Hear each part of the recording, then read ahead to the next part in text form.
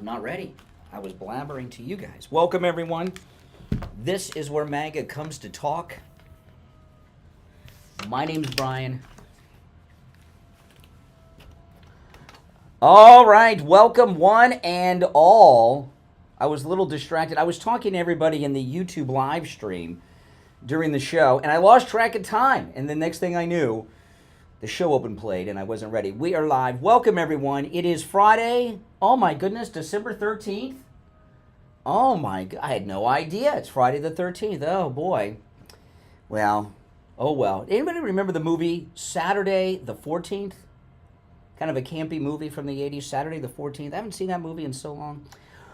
Welcome, everyone. We've got a lot to cover. My name is Brian Craig. This is the Steve Kane Radio Show, Florida's longest-running radio show. My name is Brian Craig, and Friday is open phones. We call it Open MAGA Mic Friday. On Friday's show, you are welcome to call in about any and everything on your mind. You're not limited to the topics that we bring up, although I've got a lot of things I am going to bring up that are important. But you don't have to talk about any of those. You can talk about whatever is on your mind. Our number, 1-888-465-2631. But I got a lot of things that I want to get into, and there's a lot to cover.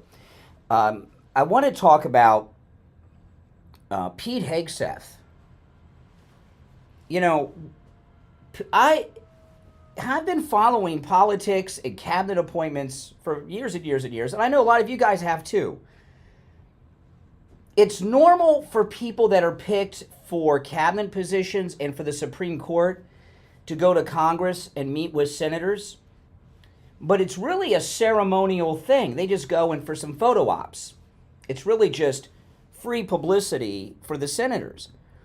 I've never seen an appointee for a cabinet position work as hard for that cabinet post as Pete HEGSETH. Have you? Never seen him. You know, they've pulled out all the stops slandering him, and he stands up to them. Hey, listen, he's a combat veteran. He's stared down, you know, he's faced death. He's not going to let some trolls in the fake news media stop him. But I've never seen an appointee fight this hard for a cabinet position. They usually cave. Not Pete HEGSETH. And they were about to do, the fake news media were about to do a smear slander job on him. And Pete HEGSETH, apparently he keeps everything. And luckily he kept something. Pete HEGSETH had said that he said in the past that he was admitted to West Point and turned it down. And, you know, military academies are more elite than the Ivy Leagues in many ways, although he has an Ivy League education. You know, to get into them, you get a congressional appointment. Your local congressman nominates you to go to the military academy. I have a cousin who went to the Air Force Academy. He's passed away, and they have a building named after one of my cousins at the Air Force Academy in Colorado Springs. It's got a whole building named after my cousin. He's got a very long last name. It's got to be a big building that fit his name. He was a colonel. And but anyway,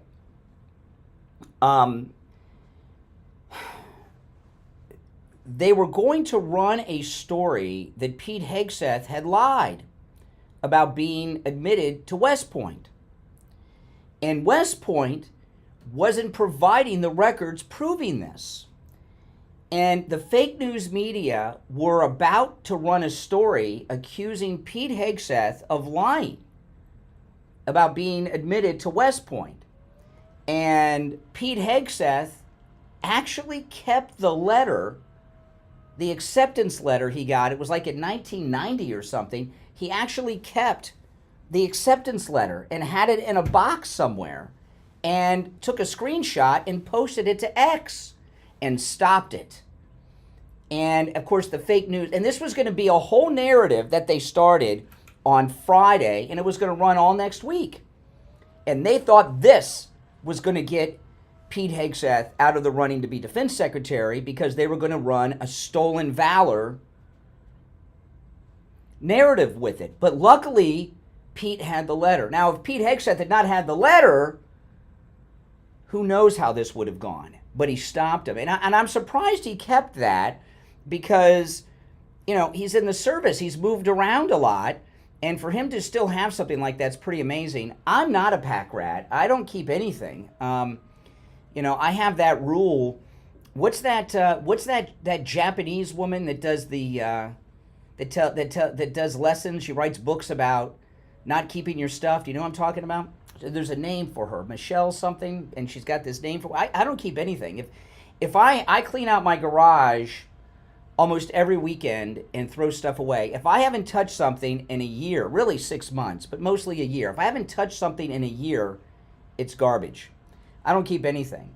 And so far as keeping papers and memorandums and letters, I keep nothing. Now, I do keep everything of my daughters. I have my wife and I, our garage, we have massive boxes of every school paper and everything my daughter ever did. From kindergarten through 12th grade, we have everything. But I have nothing on my own. I keep nothing. Every once in a while, I'll find something, but I got nothing. And I can't, you know, like I was once in Miami. I was the radio producer of the year in the Miami market. And they had an award ceremony like they have like the Emmys, but it was for the radio awards. I can't remember what they call it. And I didn't think I'd win it. I got nominated by the radio station, and I'm like, oh, well, okay. I guess they're nominating me in lieu of giving me a raise, and I won the award. And this was up against the whole Miami radio market, and I got an award. I got a certificate. I lost it. Producer of the year in the Miami radio market, 1997 or 1996. You know, I don't have my college degree. When I first graduated college, I went and I got it framed at Michael's, and I had it on the wall, and I was doing some work. I was putting up a ceiling fan, and it fell and broke the frame.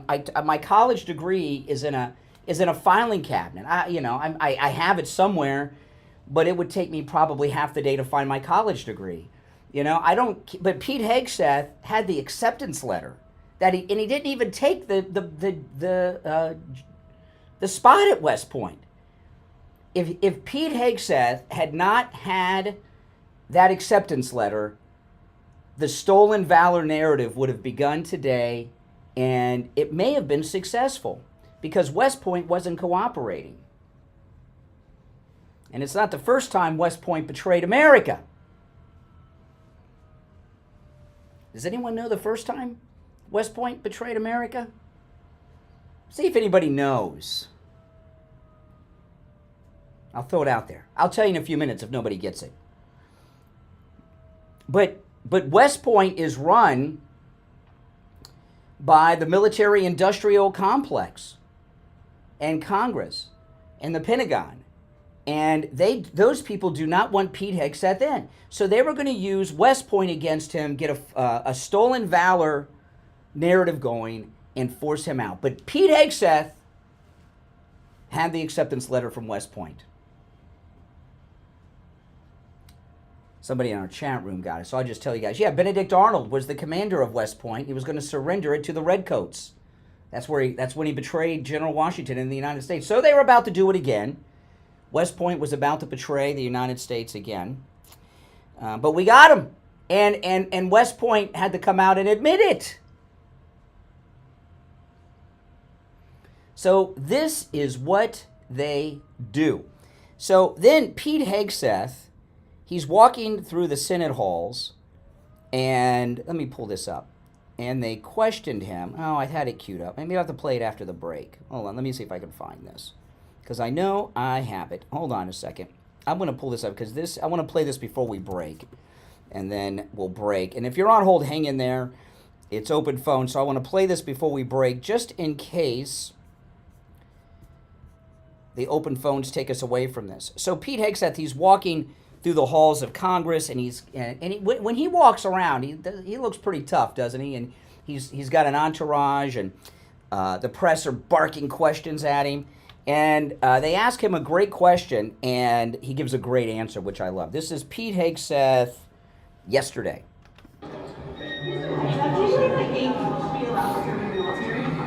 Yes. Can you just respond to the CNN report this morning? It was highlighting some of your previous comments. I don't feel the need to respond to CNN. You hear that? I don't feel the need to respond to CNN.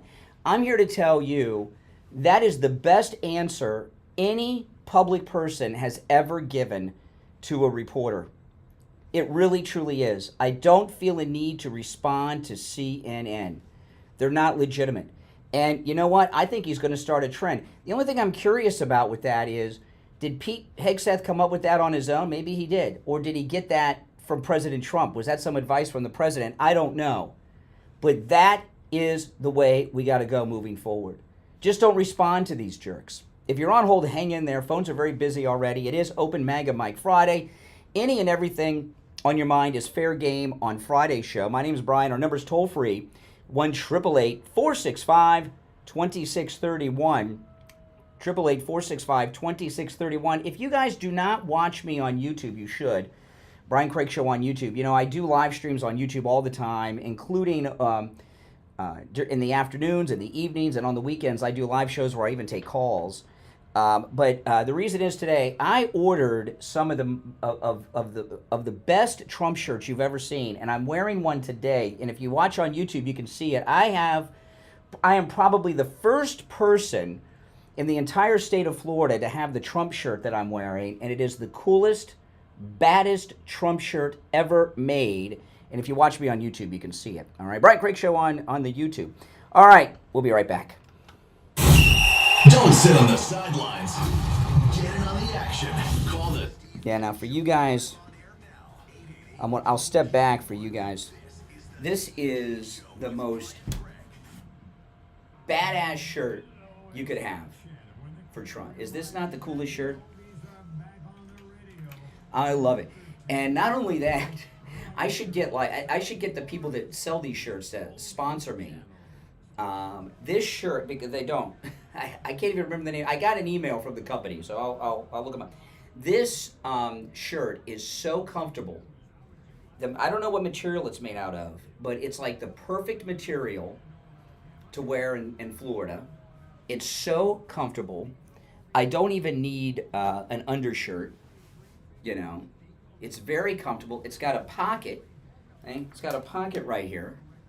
Look at that. And it's got this incredible picture of the greatest president. I get on my tippy toes for the other camera. Is that not cool or what? That's as bad as it gets. I know this shirt. I love this shirt. I got another one as well, but I'll wear that one on Monday. I only got two. These shirts are not cheap. I'm here to tell you, these are not cheap shirts. But I ordered two. They have some others I liked, but I wanted to make sure that they fit and were comfortable first. You know what I mean? It's hard to buy clothes online without trying them on.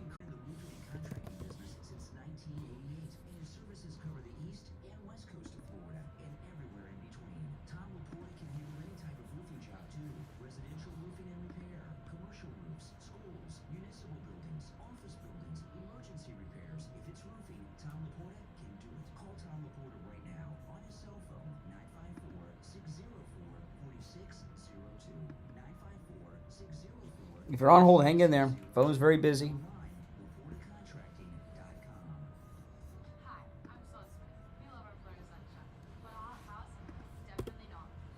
There's two openings on the board.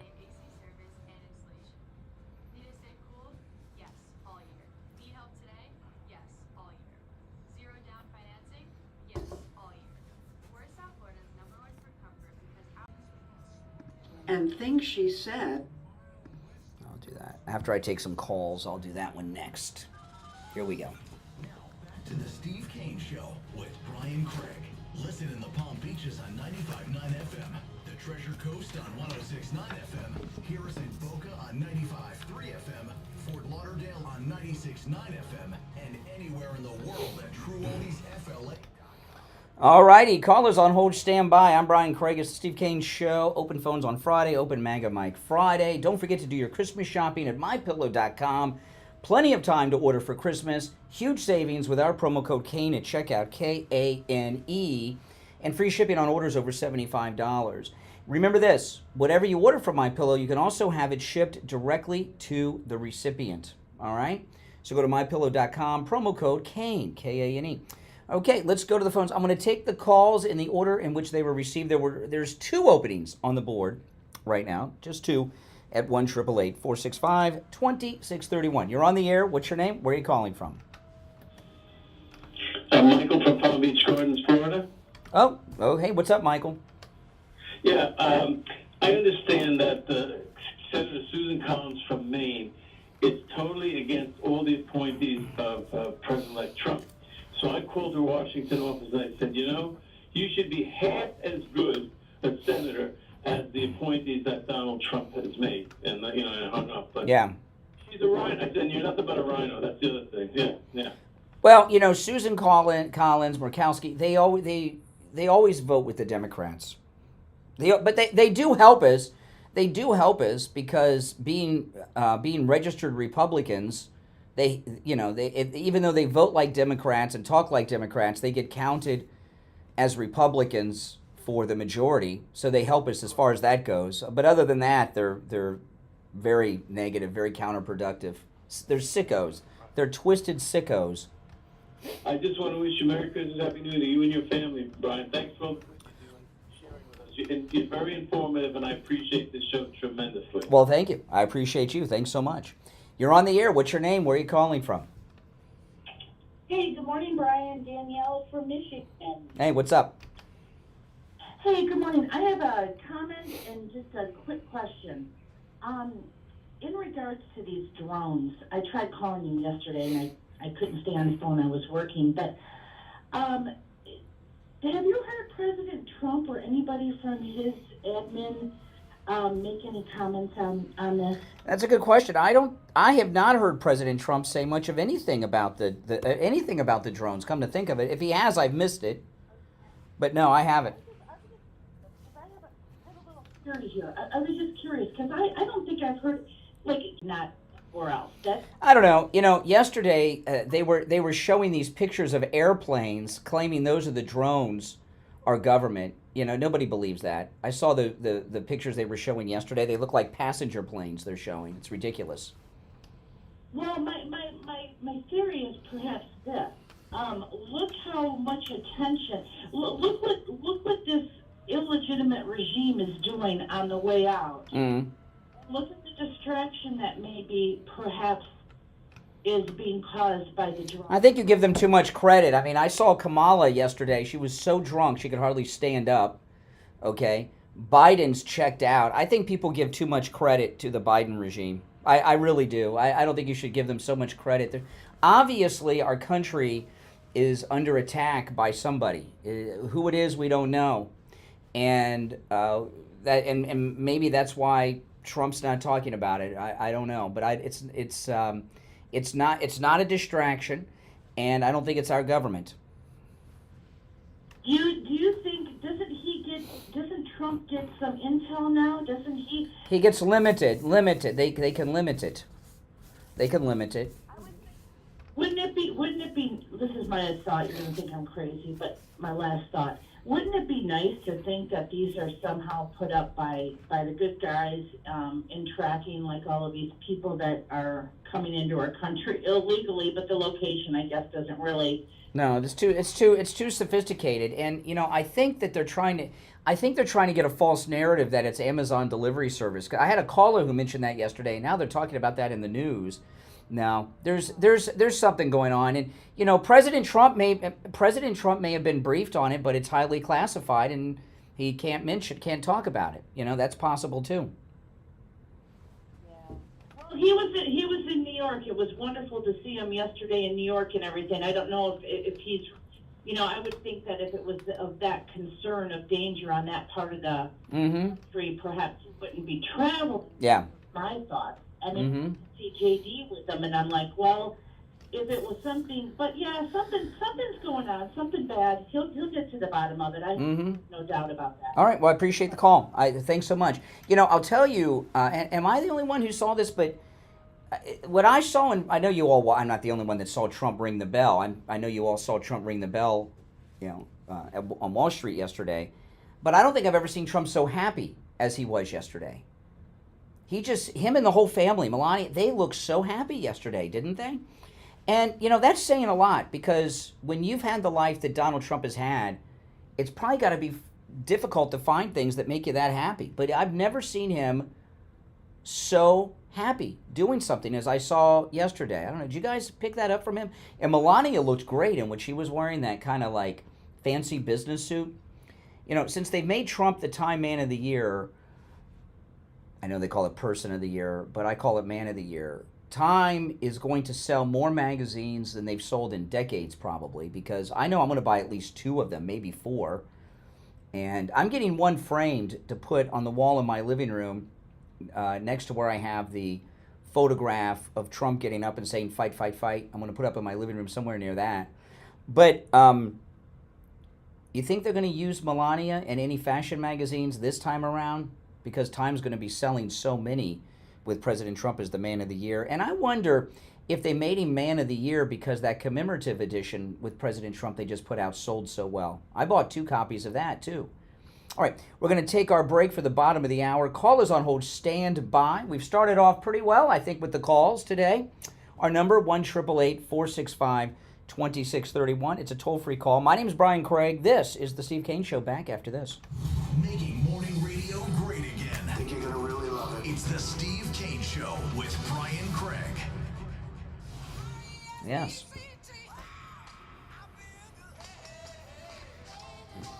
So what do you guys think that if Pete Hegseth had not kept his acceptance letter, would they have gone with the stolen valor?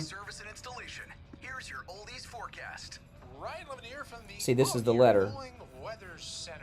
And Pete Hegseth posted it. See what he wrote? "We understand that ProPublica, the left-wing hack group, is planning to publish a knowingly false report that I was not accepted to West Point in 1999. Here's my letter of acceptance." Oh, yeah, I forgot. I'll do it now. Did you send it to me? Weather brought to you by All Year Cooling. Enjoy free AC replacement estimates along with same-day service and yeah, I think they would have gone with the smear all week. And you know what? Good. And remember, the All Year family is here to serve your family all year long. Even if they didn't know, it wouldn't be right. Because, West Point was hiding it. But I think they knew. I think they knowingly were going to print that smear because they knew that the Pentagon would cooperate by not correcting it. This report is sponsored by Macy's Backstage. Macy's Backstage has amazing deals on the holiday's most fun gifts, all for under $15.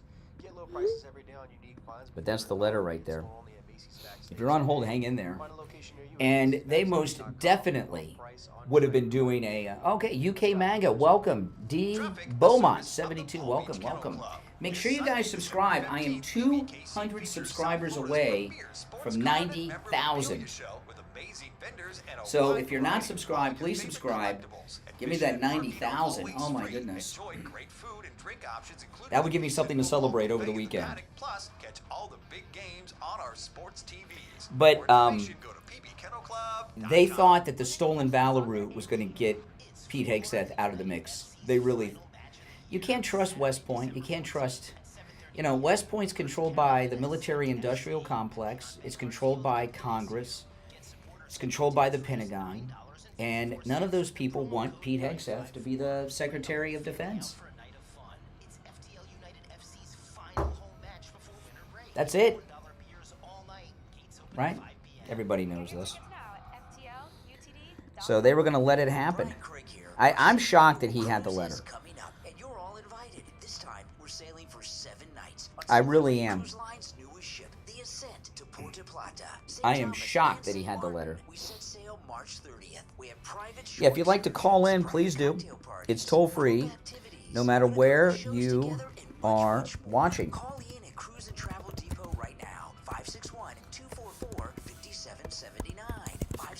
And the number to call in is pinned in the chat. Oh, no, I misspelled live. Let me fix it. Nothing comes close to Celebrity Cruises. Do you suffer from neuropathy? I did I said love, not live. There we go.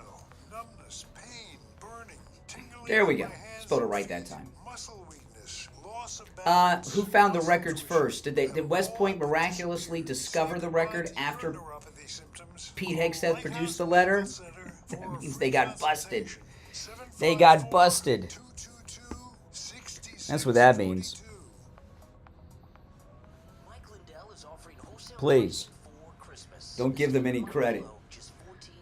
Pete produces the letter, then all of us, oh yes, we just happen to have. Nonsense, exactly. They were ready to cooperate with the slander.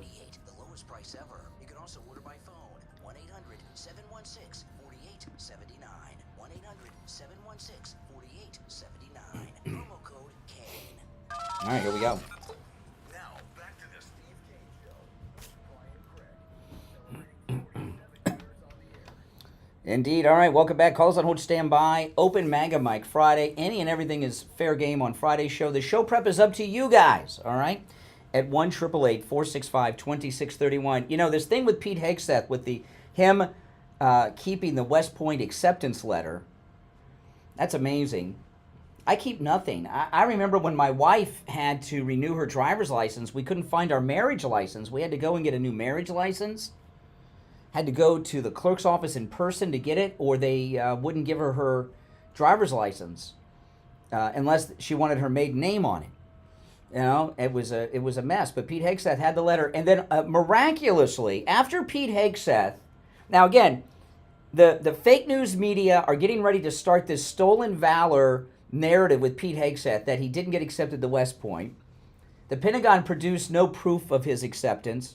And then right before they're about to go to print with the story, Pete Hegseth post on X the letter. Oh, man. Right away, not like years later like Obama with that birth certificate, that document he says is his birth certificate, and stopped him. And then after Pete Hegseth post his West Point acceptance letter on X, all of a sudden West Point says, oh yeah, we have the records right here. Why didn't they produce them before? Fake news busted. You're on the air. What's your name? Where are you calling from? Morning, Brian. It's Jeff from Maine. Hey, Jeff. What's up? Hey, everything you do in the military is documented and you get copies of it. All I had to do was go down to my VA center, VA clinic, or the hospital, give them my ID, and I got my copy of my DD-214 or anything else I needed.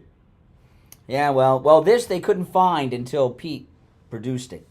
So they were trying to stop him. They figured that story was going to drop today. So and during this, again, I tell you guys a lot, this is historically a slow news period. So they knew that if they got this false narrative going, it would be the entire news cycle next week. And they would have brought on Medal of Honor winners that are West Point graduates that are missing limbs, like the guys in the Wounded Warrior commercials. And they would show their outrage of stolen valor towards Pete Hegseth. And this was going to do it, and then boom, Pete has the letter. And stopped it. I mean, that's amazing. I think even if he had the letter, they are so bent on stopping Trump's agenda. They're going to try and do anything, and it's just ridiculous because every time Trump comes out on top, he's beat them every single time. And January 20th can't get here quick enough. Always bet on Trump. Always bet on Trump. He always wins. Yep. He always wins. And he was right about everything. And I believe in this first term, in the first year, so many people are going to wake up even more. And I mean across the board, Democrats, Libertarians, every one of them are going to wake up. They're going to see that his first term was no fluke having the greatest economy ever, because I think he's going to outdo the first one. That's right. Oh yeah, you can see it already. I mean, and look at this crap that Biden pulled yesterday. He's auctioning off all the leftover wall material, so it's not sitting down there to finish the wall. That's okay. They can buy new. They can buy new. Don't worry. You know what I posted? They posted that on Getter, and I posted on that. The conservative companies ought to be going over there buying that back, because Trump will buy it right back and put it up. But you can't force they can't force the federal government to sell it to them. They can sell it to whoever they want, right? So Biden's going to sell it to whoever they want to sell it to. They'll probably sell it to somebody who's going to drop it at the bottom of the ocean or melt it down. Yeah, well, they're going to sell it for scrap at the least. Yep. It's disgusting. And President Trump at the opening bell, I happen to be watching RAV in the morning, and they cut right over to it, and you could see the joy in everybody's face on that, and not only on the stage, just, it was Tiffany, Ivanka, and a bunch of the family was there, but all the people from that are there for, the brokers were ecstatic to see him. Oh, I know. And you know what? Those are all Wall Street, New York guys. Those are like lifelong Democrats, and they were cheering on Trump and family, and they were yelling JD and America and and all this stuff. It was amazing. That one man, he was kind of an older guy, was in his face, and they played a little bit of what he said. He was so overjoyed. Did you see that one guy, an older guy, kind of bald? He was like, they know what's coming. And I noticed with President Trump and his family, including Melania, I've never seen them so happy. I really haven't. And it wasn't just happiness. They were relaxed. It was, and it was also, and I'm sure others are pointing this out. This is New York City, where they were trying to imprison him, and he's returned as the hero. And remember, whenever he did those Trump stop-bys, and I called in and said, there wasn't one heckler ever. And all those great big crowds, when he was going into court or coming out of court, there was never one heckler. That told you a lot about New York. They were tired of the Democrat BS. And I wonder, that's the most excitement I've seen on that floor since I saw Quicksilver with Kevin Bacon. Anybody remember Quicksilver with Kevin Bacon? You ever see that movie? Kevin Bacon. He plays a stock market guy who's worth millions. He loses all of his money on a deal, and he becomes a bicycle messenger in New York. It's called Quicksilver. Well, anyway, I wonder. I like Kevin Bacon, even though he's a liberal jerk and a stoner, but his movies are good. But you know what I wonder? All those people that were there, how many of them are actually there regularly? In this modern era, is the floor mostly just symbolic? Don't they kind of do everything like on their iPhones now? How many of them went there just for that great moment with the president yesterday? Every single one of them. Yeah, I think they really just keep that floor there for a backdrop for all the financial news channels to be, yeah. How soon they let it out that Trump was going to be there to do that? Did they wait kind of last minute?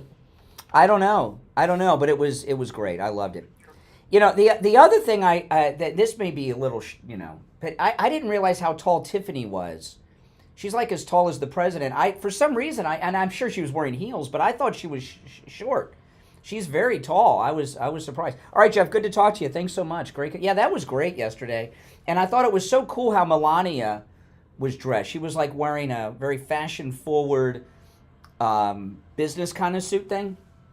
I like that a lot. All right, let's go. Who's next in line? It is open phones on Friday, open Mega Mike Friday. All right, let's go. I'm taking these in the order in which they were received. You're on the air. What's your name? Where are you calling from?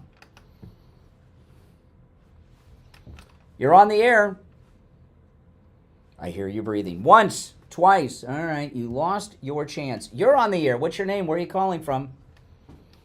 Yeah, Brian, this is Adam from New York. Hey, Adam, what's up? Hey, changing this topic about those drones in New Jersey. Mm-hmm. I didn't watch your yesterday's program, but I believe you brought it up. Did anybody? There's the Chinese. building these flying vehicles. They're called X-Team, XNG, flying cars. And from the videos that they show, it looks like that's what they are. And I don't know, maybe you can check it out. They have flying cars in China? No. Google search it. Yeah. Okay. So you think it's China? All right. Appreciate the call. All right. Take care. All right. Good. Flying cars from China. Blade Runner. A lot of movie references today. Yeah, like in Blade Runner. You're on the air. What's your name? Where are you calling from? Yeah, hi Brian. It's Ross. How you doing? All right, Ross. What's up? I just want to talk about, I thought it was very special yesterday when President Trump became, on the Time magazine. And I had seen prior, they had a few people, and they're like, who's it going to be? And I already felt that it was going to be President Trump. And when they all got on stage there, I started crying. And I've noticed myself that it seems like Melania has fallen more in love with him. Because when they had that dinner, at the end of the dinner, she walked up, like tiptoed behind him and kind of like patted him, and she's been smiling from ear to ear. Yeah. And I think they're all happy. And well, I think what it is, I guess ringing the bell at the stock exchange is a super big deal for Trump. I was surprised. But maybe, I don't know, this is all speculation, but they've been trying to kill him, and maybe Melania feels a lot of relief now that her husband's back in charge and they're safe again. There could be some of that. Yeah, she is one beautiful lady. And I have to say that I love the way she dresses. How would you feel? How would you feel if there were Iranian assassin squads and our own deep state were trying to kill your husband? Would you be nervous? Would you be scared? Well, that's what Melania's been living through. And the people that are trying to kill him break into your house, and do a home invasion and all that stuff? No, I would be scared, and I would be praying like I always pray for the whole family anyway. But yeah, as a wife, my divorce is going to be final in the next couple of weeks. Oh. But, yeah, I was telling you about that. He cheated on me, so... Yeah. I told him to go fly a kite after that. Or you go fly a drone. Are you excited about being divorced, or is it depressing? Is it sad? No, I'm okay with it now. I cried for about 3.5. Do you have that's a long divorce. Do you have another guy? Do you have a new man? Oh, no, I was going to ask you that. Jeff seems really nice. Is he married? I don't know, but I'm not going to get into that. I've never met Jeff. Yeah, what you want to ask is, what does he look like, right? No, I think his personality. Oh, personality. Oh, my goodness. I've never met Jeff from Maine. No. I'm not looking. I've grown up now. It's not about looks. It's about how somebody treats you. Okay. No, I don't know. I can't vouch for him. I don't know what he looks like, and I've never met him, but he seems like an all right guy. All right. Hey, listen, I gotta run, but I appreciate the call. I've mentioned many times we used to have on this radio station I used to work at. There was a weekend show Saturday nights at 8 called. This was before the internet, okay? When people still went to those video things for dating, there were no websites because they hadn't been invented yet. Anybody remember Dateless and Desperate with Pat Stevens? Oh my goodness, Pat Stevens, she had breast implants, and she went on WSVN Channel 7 and jumped out of an airplane naked with a breast implant. Anybody remember her? And the Dateless and Desperate, and listeners would call in who were dateless and desperate on Saturday night. And that's the show. I know I've mentioned this. I've had to have mentioned this. I was filling in, and a girl called in looking for a date that I had gone out with, and she didn't know it was me. Oh, my goodness. But remember Dateless and Desperate with Pat Stevens? Does anyone remember that show? That was, and what we would do is the women would leave their phone numbers for us only. And then a woman would call in, and she would talk about herself, and then men would call in who wanted to go out with her. We would take the numbers from the men and then give the numbers to the woman, and then she would decide. I don't know. I don't know if that was smart to do. That wasn't too safe. Dateless and Desperate was the name of the show. Pat Stevens. And she's on the air still, last I heard, in California. Now, I want to talk to you guys about Angel Water. You know, Angel Water is absolutely amazing. You know, Angel Water, every day I have a bunch of Stanley Cups.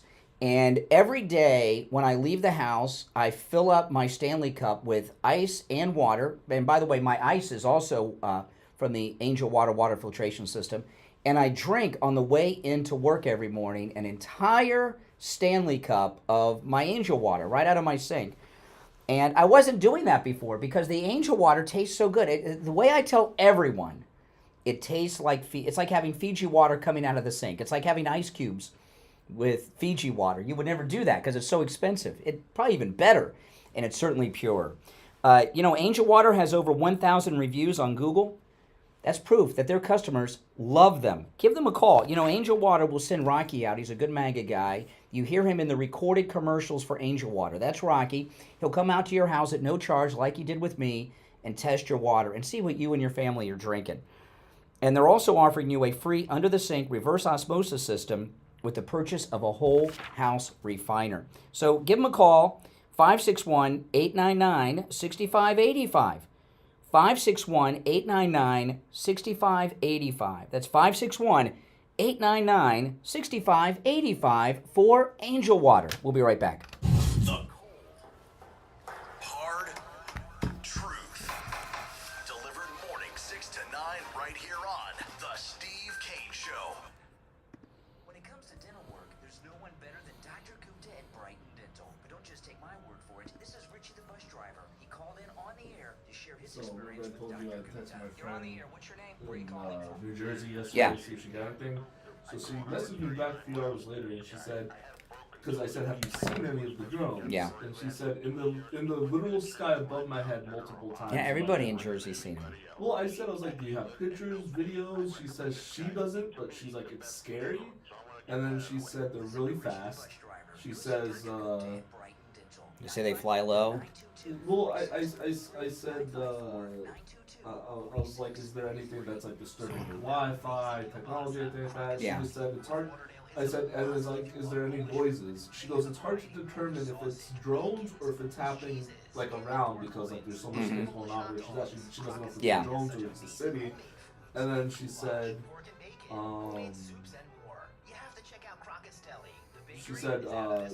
the fact that she's seen drones flying over Morristown, New Jersey is disturbing.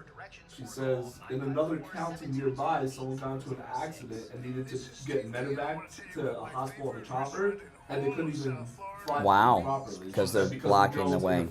Yeah. She said they were trying to get them to the hospital, and they couldn't get through because of the drones. It's crazy. So they're putting people in danger too, because if they need to get the air, they can't. So. That's crazy. So she's just like, I don't know what's going on. She's like, it's just scary. Oh, I would be, yeah, absolutely. We take on the social justice warriors for breakfast. Now, All right, we're back on this Open MAGA Mike Friday, which has started off pretty well. Maybe we'll bring back Dateless and Desperate, right, since Roz is looking for a date. I want to share this, which is not something I would normally share or talk about, but I want to.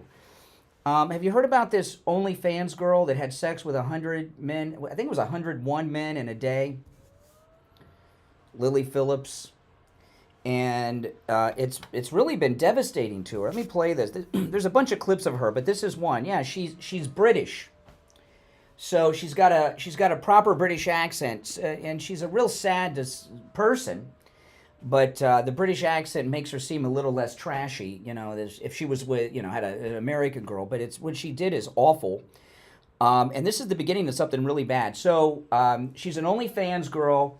She had sex with 101 men in a day, in a 24-hour period. That's insane. And there's a lot of clips of her around. This is one that's not playing as much, so I'm playing this one. This is her talking about it after. I think sometimes You hear that she's crying. Okay, she's crying. I think sometimes like feeling so like robotic, like by the 30th, you know, like when we're getting on a bit, I've got like a routine of like how we're gonna do this, and like it just sometimes you'd like disassociate and be like, you know, like it's not like normal things at all. In my head right now, I can think of like 5, 6 guys, 10 guys that I remember, and that's it. But it's just, I don't know, it's just weird, isn't it? Like, if I didn't have the videos, I wouldn't have known I've done 100, you know? But yeah. I think that was kind of the hard part, is like conversing with them, and like when they'd kind of be like, oh, like we've only had 2 minutes or 3 minutes and you said 5 on the message. Did someone say that to you? Yeah. And obviously it just makes me feel so bad. Do you think you should feel bad about that? I guess when you've promised something to people who support you, it's kind of hard to let them down. But it's up to you, right? Like when you know. Yeah. Have you even processed, do you think, what's happened? Not yet. God, I won't forget this day, Jesus. When I decided to start making this Okay, so this is a guy doing a little documentary on her. And as upset as she is, she now says she's going to do a follow-up, and that is having sex with 1,000 men in a day.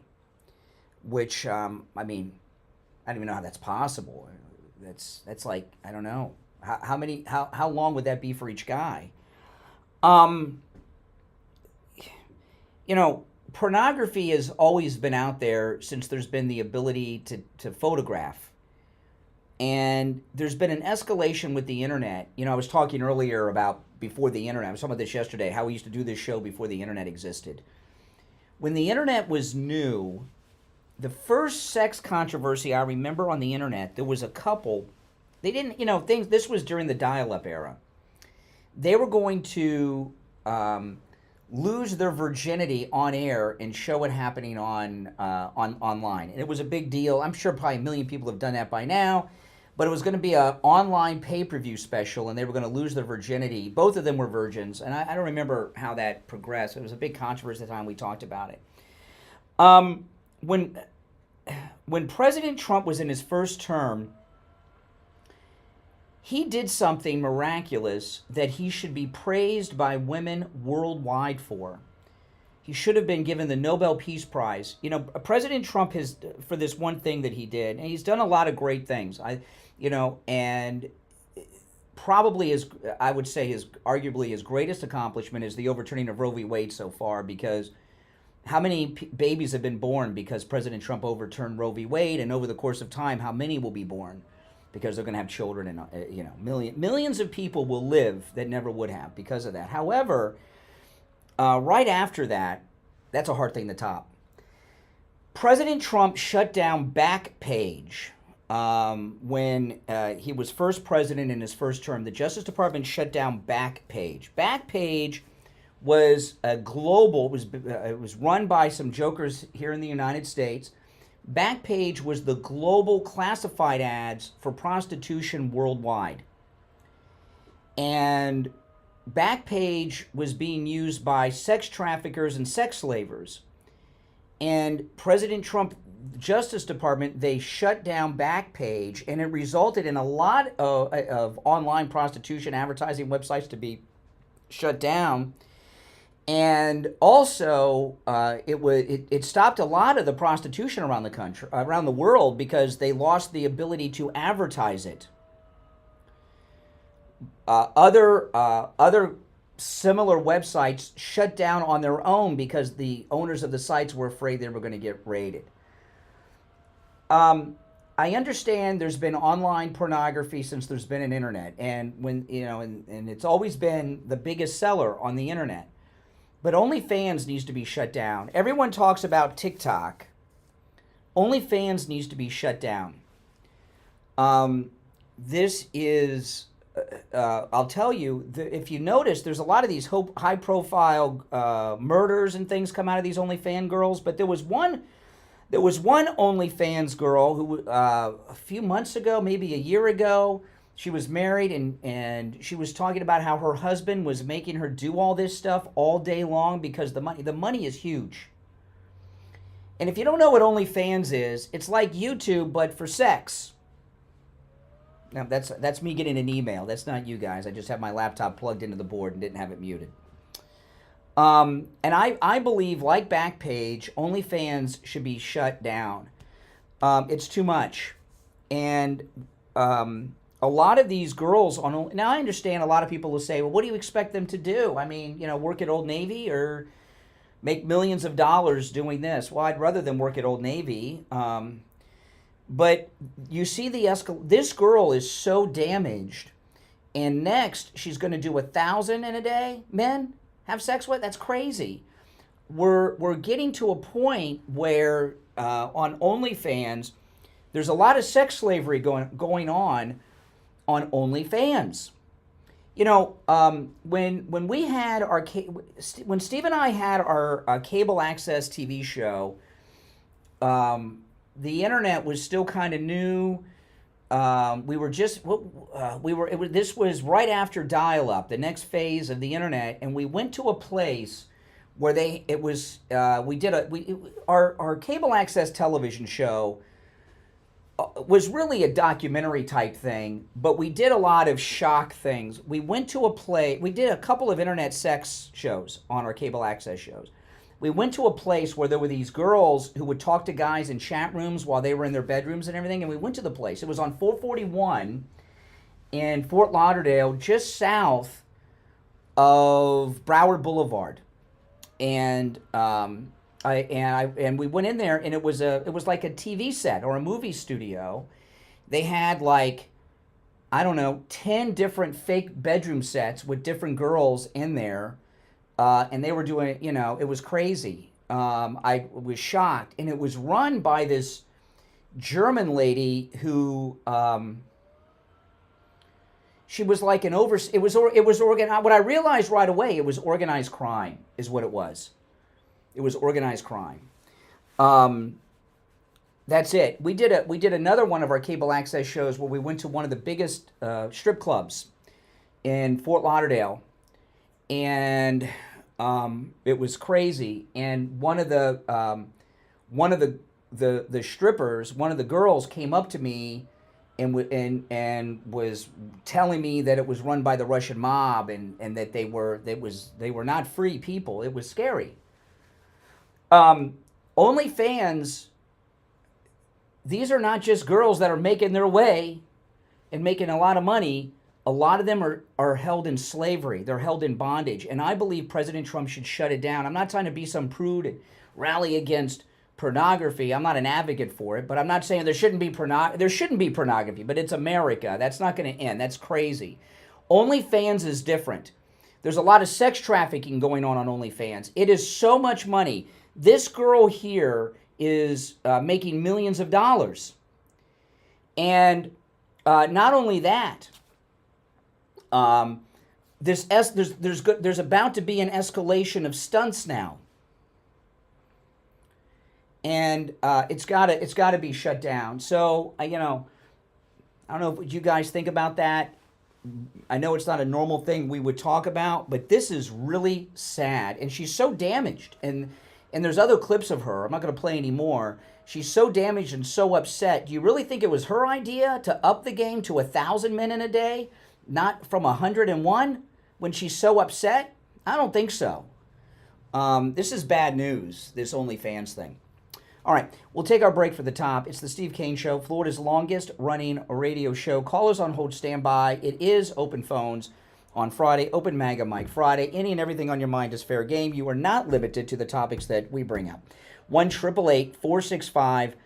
888-465-2631. We'll be right back. WS.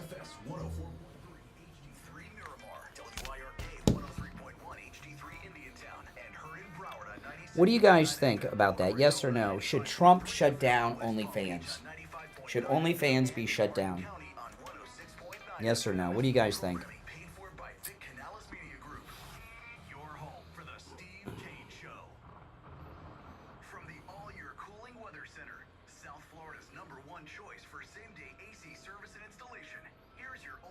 It's bad. I'm not going to say the name of the club. Yeah. There's sex trafficking going on, guys. I'm telling you, there's sex trafficking going on there. No doubt in my mind.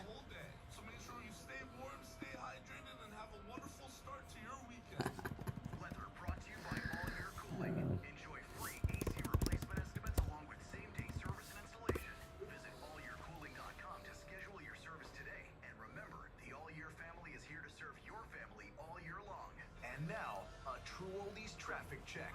Brought to you by the Palm Beach Kennel Club. This morning on the Palm Beaches, we are into free on the major expressway, still moving up to full speed along 95. No, it's bad.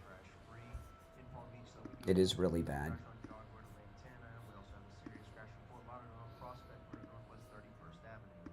This report is sponsored by eBay. We all got a thing, yes, even you. If you love fashion, car parts, trading cards, whatever you're into, it's on eBay. So go find the things that keep you up at night. eBay, things people love. That's right. I was so surprised at the end when she said she's gonna, because she's obviously messed up. I mean, she's obviously very messed up, and for her to say she's gonna go for the 1,000 men in a day. Yeah, it's like 1.4 minutes a man. Hi, it's Brian Craig. Let me ask you this. Are you planning on retiring in the next 6 months, 12 I would not say that. There are no victims, only volunteers. No, I would not agree with that. Not agree with that. With the stock market ups and downs and inflation out of control. In fact, it's the highest inflation rate in 40 years. You need a plan of action for your retirement plans. You need the advice of a retirement expert. And there's definitely a lot of crime going on with these girls. South Florida's premier retirement experts and has been for over 20 years. He's seen it all and is a true professional that you can trust. It's bad. It's really bad. His daughter Jenny works with him. You know Joe and Jenny right here on True Oldies. He's the host of the Jupiter Joe Money Show. He's been doing that for over a decade. You need Jupiter Joe. They shut down Backpage. President Trump shut down Backpage because it was sex trafficking. And OnlyFans is a similar thing. Take advantage of his free phone consultation too. Very similar, and it's right there. A lot of these girls are being sex trafficked. 743-0999. Do you suffer from neuropathy? I did until I went to Lighthouse Medical Center in Pompano. Numbness, pain, burning, tingling. There's too much money in it. Muscle weakness, loss of balance, muscle twitching have all but disappeared. Say goodbye to your neuropathy symptoms. You know, too much money in it.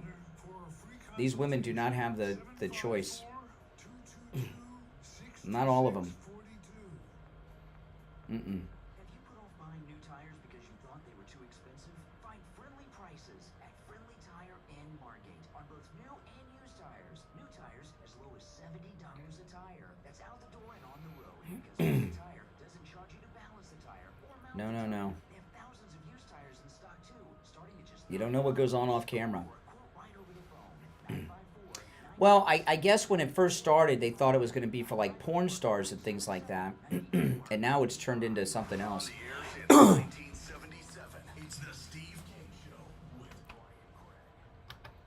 All right, callers on hold, stand by. It is Friday the 13th, TGIF, Open Mega Mic Friday. Any and everything on your mind's fair game on Friday show. You're not limited to the topics that we bring up. The number to call in is toll-free, 1-888-465-2631. You know, I mentioned yesterday that Kari Lake got appointed to run Voice of America. And I was talking, I didn't even know it still existed. This job that she's been given is not just some throwaway job because they ran out of jobs to give. This is amazing. I'm going to first play this clip. This is Brian Stelter, who for some reason has been brought back to CNN, and he's talking this, and then I'll tell you a little bit about Voice of America, which shocked me. I pulled up their Wikipedia, and I'll share some of it with you. But this is Brian Stelter on CNN talking about Kari Lake being picked by the president to lead Voice of America. And one employee said to me overnight, we're just hoping the guardrails will hold. Another employee said, a lot of us are very disturbed by the idea of Lake coming in, mostly because of her media bashing over the years, as you just mentioned. You know, Lake is a former local TV anchor, turned two-time failed candidate in Arizona, known for her election denialism and her media bashing. She once likened journalists to monsters. The idea that she would be overseeing this U.S. government-funded international broadcaster is certainly eyebrow-raising, but it's exactly the kind of thing that Trump has been doing in his picks. The difference with this pick, though, this announcement last night, is that presidents don't ordinarily have anything to do with choosing the Voice of America director. This job has historically been an independent post. VOA is very proud of having a firewall so that its news coverage of foreign news all around the world is taken seriously and is respected by the viewers and by the public. So historically that firewall's existed, but during Trump's first term in office, he did install someone on the top of the agency that runs VOA that basically went through and did a purge, investigated journalists for loyalty to Trump and that sort of thing. And federal investigators later found that laws might have even been broken during Trump's first term in office at that agency. So now, here we are again on the start of a second Trump term. Trump has not yet named the person that's going to run that global agency, but he has said he wants Kari Lake to run VOA. Okay, VOA, Voice of America. So, you know, I had thought that Voice of America was just radio stations blasting rock and roll music into, you know, East Berlin, you know, in the 70s and 80s. And I looked it up yesterday online. Voice of America is huge. It's news that's only really shown abroad. Okay, and a lot of the people that work for them have English accents. I guess they're trying to, but it's Voice of America isn't just liberal, and it's television, it's online, it's the streaming services, it's radio, it's everything. It's huge. It's like it's not just liberal like CNN or MSNBC. It's like Al Jazeera coverage of world events. It's very anti-American, even though it's supposed to be the voice of America. And it's huge. I was shocked to learn some of this stuff. And I found this out just on Wikipedia. Listen to this. Voice of America, as of 2022, this is amazing. As of 2022, Voice of America had a weekly worldwide audience of approximately 326 million and employed 961 staff with an annual budget of $265.5 million. But 326 million is their audience on Voice of America. I didn't realize. I didn't know it still existed, and it's so huge. And I pulled up on YouTube yesterday, Voice of America. They have a YouTube channel. And I watched some of their stories, and they were international stories. It was sick. I couldn't believe it. It was voice of the Taliban, the voice of Al-Qaeda. It was like watching Al Jazeera, but even worse, because we're paying for it. It's the Voice of America. It's pretty bad. This is a great job for Kari Lake, and I didn't realize until I looked up this Wikipedia article the reach that Voice of America has. 326 million, that's amazing. Over what period of time did that say? Let me read that again. A weekly audience of 326 million a week. A week! And in its anti-American, anti-Israeli propaganda. Pro-terrorist propaganda. So not only is this the perfect post for Kari Lake, it's very important. And with Kari Lake running it, I understand why Brian Stelter's in a panic. Voice of America has been used to undermine this country for I don't know how long, but it's obviously doing that now, and Israel. And Kari Lake taking it over and turning it into a proper voice for America, reaching over 300 million each week. I hope she does her own show on there. I think the world would love to see a weekly or even a daily show hosted by Kari Lake on Voice of America, over 300 million people worldwide. I think that would be perfect.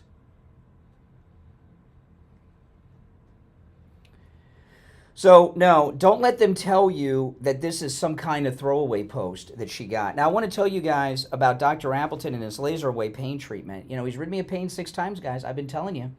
It's absolutely amazing. You know, and some of it's from injury, some of it's from just growing old, but his laser treatment works, and appointments are not necessary, and walk-ins are welcome even on Saturdays. Tomorrow's Saturday. So start the weekend without pain. Go today, go tomorrow. Every type of pain I've ever heard of: stenosis, tennis elbow, tinnitus, neck pain, sprains and strains, sciatica, lumbar pain, hip pain, knee pain, muscular contraction, bursitis, bronchial neuralgia, arthritis, back pain, neck pain. It's amazing. Hip pain. Whatever kind of pain you've got, the laser treatment can help. Give Dr. Appleton a call, 954-973-0710. 954-973-0710. And online, AppletonChiro.com. Give him a call and say bye-bye to your pain. You're on the air. What's your name? Where are you calling from?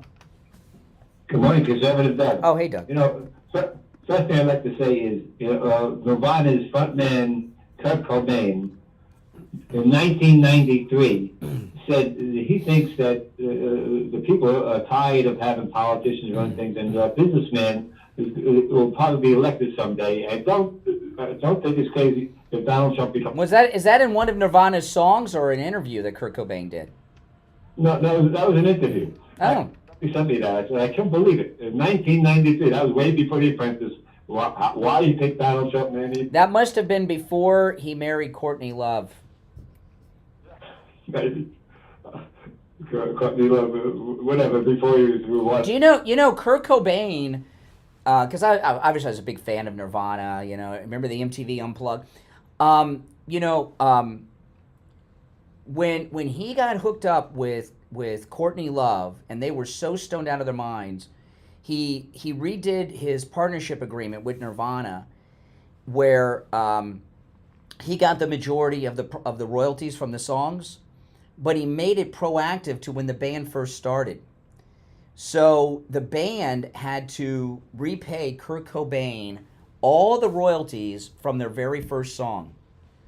And I couldn't believe that's what happens when you got junkies, you know, that are just, you know, it's just that is so low. But but the guys from Nirvana have gone on to have careers on their own in other bands. The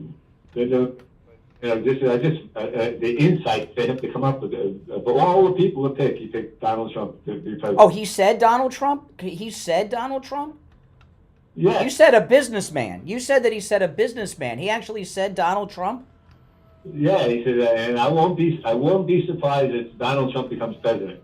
I'm going to look that up. Do you remember who interviewed him? I'm going to look that up. I'll look it up during the break.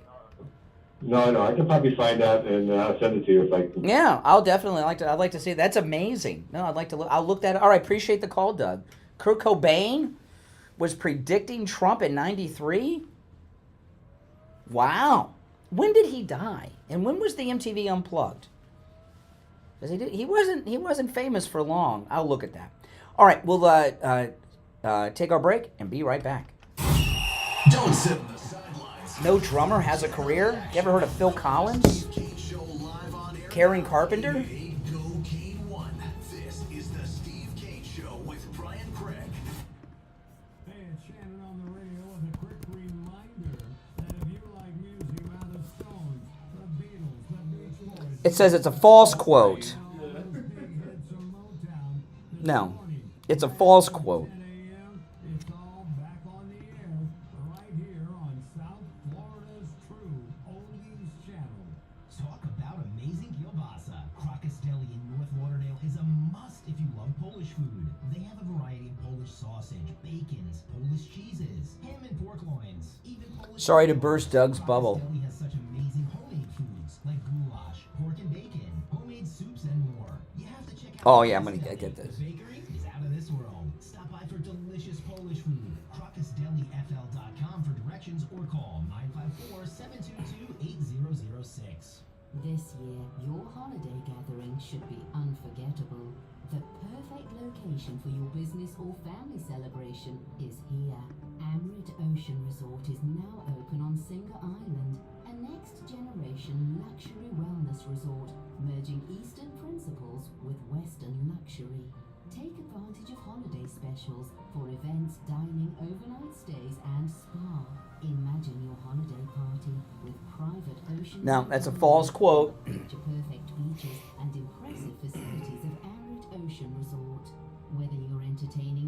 that's not President Clinton. That is President Trump. And private dining room for your gathering.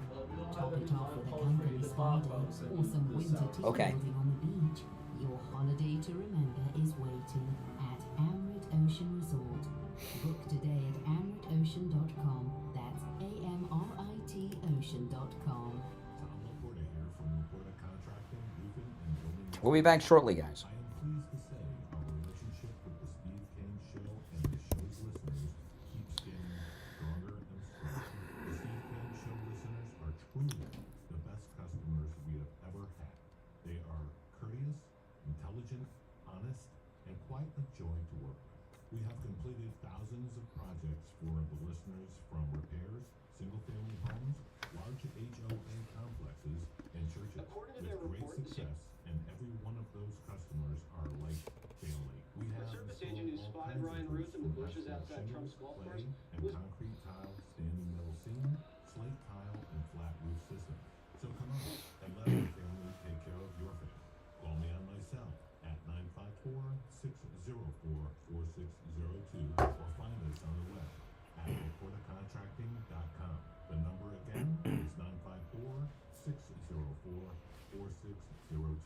Brian Craig here. When it comes time to get my blood work done, I don't have time to spend hours in the doctor's office or waiting hours in one of those big labs. That's why I go to Any Lab Test Now of Boca and Any Lab Test Now of Coral Springs for all of my lab work. Their techs are highly skilled and professional, and their prices are guaranteed to be the lowest on lab work. We'll be back shortly, guys, right after this commercial. If you're new, make sure you subscribe, everyone. I'm in and out in 15 minutes or less. I get the results the next day in my email box, and they also send it to my doctor. There's lots of Any Lab Test Nows around, but these are the only two advertising on our radio station. So don't use the rest. Only go to Any Lab Test Now of Boca and Any Lab Test Now of Coral Springs. Any Lab Test Now of Boca is in the Sandalfoot Plaza. That's where the Western Beef is, between Palmetto Park Road and Hillsborough Boulevard on the east side of State Road 7, 441. Any Lab Test Now of Coral Springs is on the southeast corner of University and Ramblewood by the Coral Square Mall. Call Any Lab Test Now of Boca at 561-237-5009. Any Lab Test Now of Coral Springs number is 954-906-5983. And don't forget to mention that you heard about them on the radio. Now back to the Steve Kane Show with Brian Craig. Listen in the Palm Beaches on 95.9 FM, the Treasure Coast on 106.9 FM, hear us in Boca on 95.3 FM, Fort Lauderdale on 96.9 FM, and anywhere in the world at True Oldies. Alrighty, we are back. I'm Brian. It's the Steve Kane Show, Florida's longest running radio show. I'm sorry to burst the bubble of Doug, but no, Kurt Cobain did not say that. It is a false claim. There's what has been circulated. I looked at it during the break. It's a meme. There's no interview with him saying it. It's a photograph with the quote, the false quote, written on the photo. So unfortunately, Kurt Cobain did not endorse Trump. Okay, but there are some things that are true, and that's what we're talking about today. What Biden did with giving clemency to some of these hardcore criminals, he's broken the record for pardons and clemencies. I'm going to play this. This is the great Marjorie Taylor Greene, and she's being interviewed by that witch on 60 Minutes, Leslie Stahl. And I know a lot of you aren't from Florida. We have a very special dialect in Florida. You know, different parts of the country, people have different types of accents and dialects, and they pronounce words differently. Like in Beverly Hills, it's Rodeo Drive, not Rodeo Drive. In Florida, we have one word, witch. Witch is actually spelled with a B, not a W. People just don't know. We keep the B silent and turn it to a W with the Florida dialect. So this witch, Leslie Stahl, she's talking to Marjorie Taylor Greene, and she's trying to discount her. Listen. And things she says that are over the top, like the Democrats are a party of pedophiles. I would definitely say so. They support grooming children. They are not pedophiles. Why would you say that? Democrats support, even Joe Biden, the president himself, supports children being sexualized and having transgender surgeries. Sexualizing children is what pedophiles do to children. Wow. Leslie Stahl. Wow. Wow. Wow. Well, with all of these pardons and clemencies going out, Biden, one of the ones he signed this week was for a Chinese spy who was found with 47,000 child porn images on his computer. So not only did he give the pardon to a Chinese spy, but one whose computer is filled with child pornography. So, Leslie Stahl, I am sorry. You are incorrect, and Marjorie Taylor Greene is correct. All right? Sorry, Leslie Stahl. I expect a retraction Sunday night. You know, if she did a retraction, will we even know it? Who watches 60 Minutes? That used to be like an important show that everyone watched, but no one watches that anymore. Now, there was a story that came out yesterday that the left are not happy about, but it's a pretty big one. And it's the story that the Inspector General's office came out yesterday and said there were 26. Listen to this. This broke yesterday. The FBI had 26 confidential human sources at the Capitol on January 6th. 26.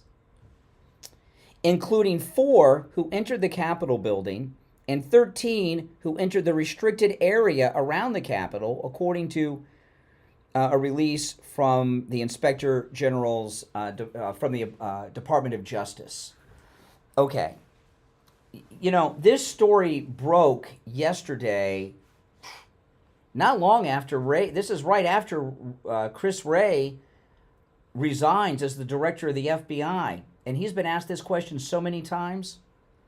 You think that's just a coincidence? You know, they're not able to burn files or shred files anymore because of everything's done electronically now. When Trump is in there and Kash Patel is in there, we're going to start getting names.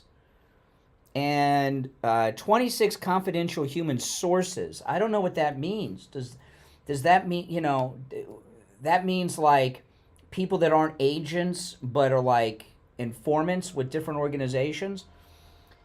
I'm really truly hoping that President Trump and Kash Patel release the identities of these agitators that the FBI had in there. And not just these are 26 confidential human sources. That doesn't mean this is all of them, and that doesn't say anything about agents on top of it. My guess is when they, and again, this is just guesswork, but this is amazing. This is, and I know a lot of people, there's, you know, I got a lot of pet peeves. I don't tell you what they are because then that's all you'll do when you call me. But I'll tell you this one. One pet peeve I have, and this is not my biggest pet peeve. I have some that are just, oh boy. If you guys knew my pet peeves, I'd be done. You'd be victimizing me with your calls, but you're not ever going to know. But this one you will know. One thing that drives me nuts is when people say, well, we already knew that. Couple things. That's one of the most frustrating things I hear from people. There's a difference between suspecting something and having evidence of it. And not only that, we got a new sheriff in town, right? President Trump's coming back with Kash Patel. And it's going to be more than just rumor or speculation. We very well could get names. And I'm here to tell you that these confidential human sources, I bet you some of them are household names that we know that lead different groups, different conservative or MAGA groups. I bet you. Maybe even some liberal groups. But we're going to find out if these names get released. And there's more than 26. Okay? They're going to be people that we know that lead different groups. I'm telling you. And if they're not the leader, they'll be one of the top leaders and with very well-known groups. I think also we're going to find that the people directing with their MAGA gear on, directing people to the Capitol, that's some of these people too. In fact, I wouldn't be surprised if all of them were this.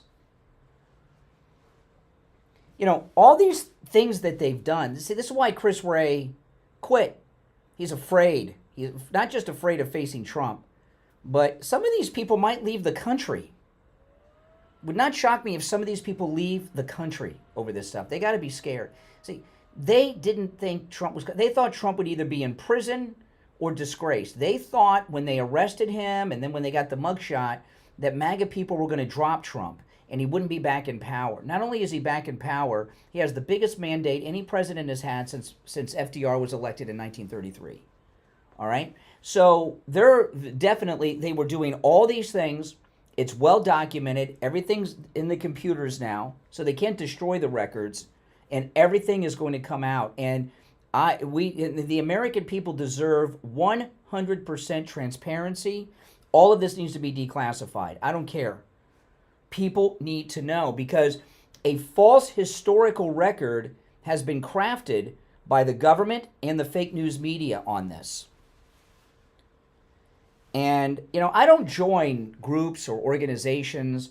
I get invited to go to different groups and things sometimes. I rarely go. The only time I go and do things is if I know the person or know someone there.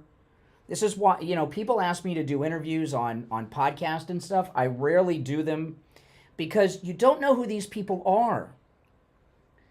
And a lot of them are fake. I have been... this hasn't happened in a couple years, but when President Trump was in his first term and even after, in the first months after, and I'd go up to Mar-a-Lago and there would be groups up there, you could tell they were feds. The one of the groups, let's see, what are the two groups? There's the Proud Boys and what's the other one? I can't remember the name of another one. There's Proud Boys and another one is kind of like Proud Boys. I can't remember which of the two groups it was. I talked about it at the time. These were all guys that are like my age. And they were wearing like leather jackets and stuff. Very expensive. That cost like... These were jackets that cost like $1,500, $2,000 because they had their organizations etched in the jackets. They were beautiful. And they were all like my age. Perfect haircuts, no beer bellies. You could tell they were cops. You understand what I mean? Undercover cops, feds. It's like after 9/11, when they increased the number of air marshals on flights, right? They had everybody could tell the air marshals. They were in a suit and tie and had military haircuts. Remember that? That's what it was like with some of these groups that I would see at MAGA events. I was at one event, there were a bunch of MAGA people. This was about a year ago. It was outside. The wind blew. The guy's shirt blew up. He had a gun on, and around him, he had magazines around his waist. He was obviously a Fed. He wouldn't have been at a political event with guns and ammo like that, undercover, full MAGA gear. You know? So I suspect that, and there was... this one I talked about on the air. There was a guy, well, I don't want to say exactly where I was, but I was somewhere doing something that involved, it was a MAGA thing I was doing, and this guy came up who knew me and was looking for me and befriended me, and I didn't realize it at the time, but he was working me, and he did something that's not easy to do. He got my cell phone number out of me, which there are people that have my cell phone number. It's not totally secret, but I don't give it out to strangers or listeners all that often. And he worked me good, and then he contacted me. There was an event coming up, and he wanted me to promote it on the air. And there was nothing going on in the news, and I said, well, he called me. And I said, well, what's the event? He says, celebrating January 6th. And I said, I'm not gonna, and this was like the first January 6th after the original thing. I said, no, we can't do that on the radio. And I told Steve about it. He says, the guy's a Fed. Right? The guy's a Fed, obviously. And you could tell, and everything made, as soon as Steve said that, it's like I took a pill and I could see the world clearly. It was and I remembered the path. And it was kind of funny that I fell for it because someone Steve knew got arrested years ago, and there was an investigation coming, and the detectives came to talk to Steve, and I was there, and the guy was trying to work Steve, and I said, this guy's working you. He was working you, like he knew something about this guy's crimes, you know. And Steve didn't see it then, but I saw it, and I guess when you're on the outside. So anyway, what I'm telling you is if they release the name of these 26 confidential informants that were discussed yesterday, we're going to find that many of them are leaders of these organizations. Some of them are probably household names in MAGA world, and some of them probably are the ones that were directing people to the Capitol. I'd full confidence in that. Not all of them, but a lot of them. All right, we'll take our break for the bottom of the hour and be right back. Morning radio great again. I think you're gonna really love it. It's the Steve Kane Show with Brian Craig.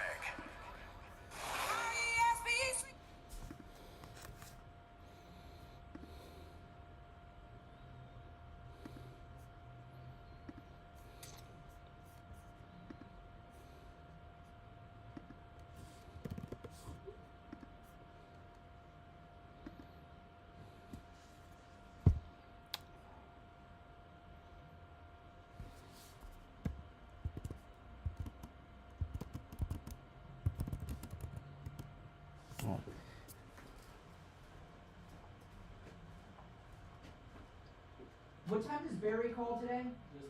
This break? Okay.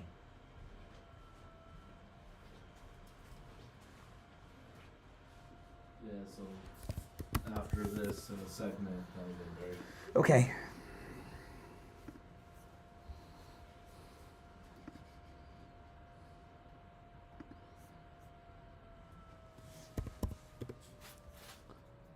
$7:45.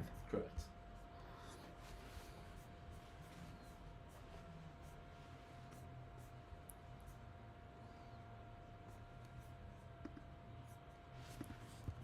Oh, you need to get in? No, I'll get it anyway. No, I'm just waiting for the traffic sponsor to start. Just giving some stuff up for the next segment. No, you're good.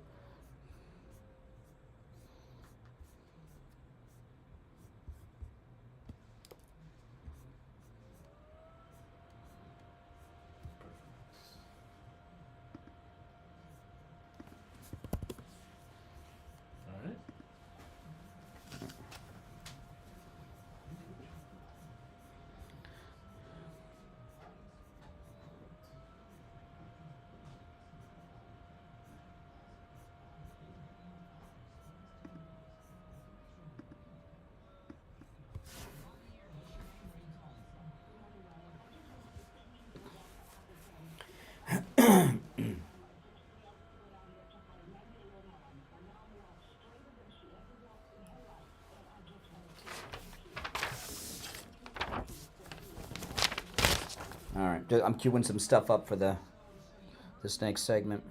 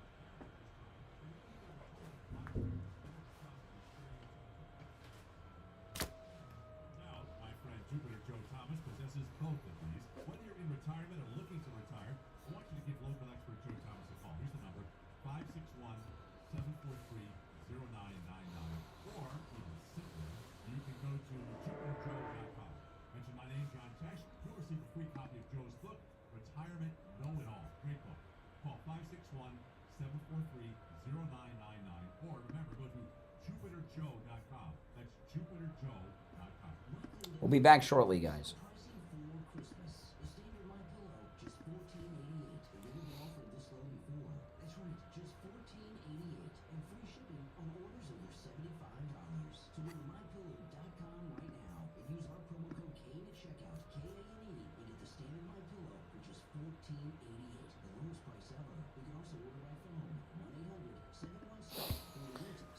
Make sure you guys subscribe if you are new.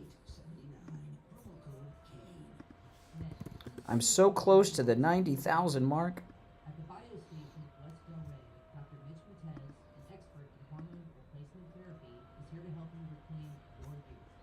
Less than 200 away.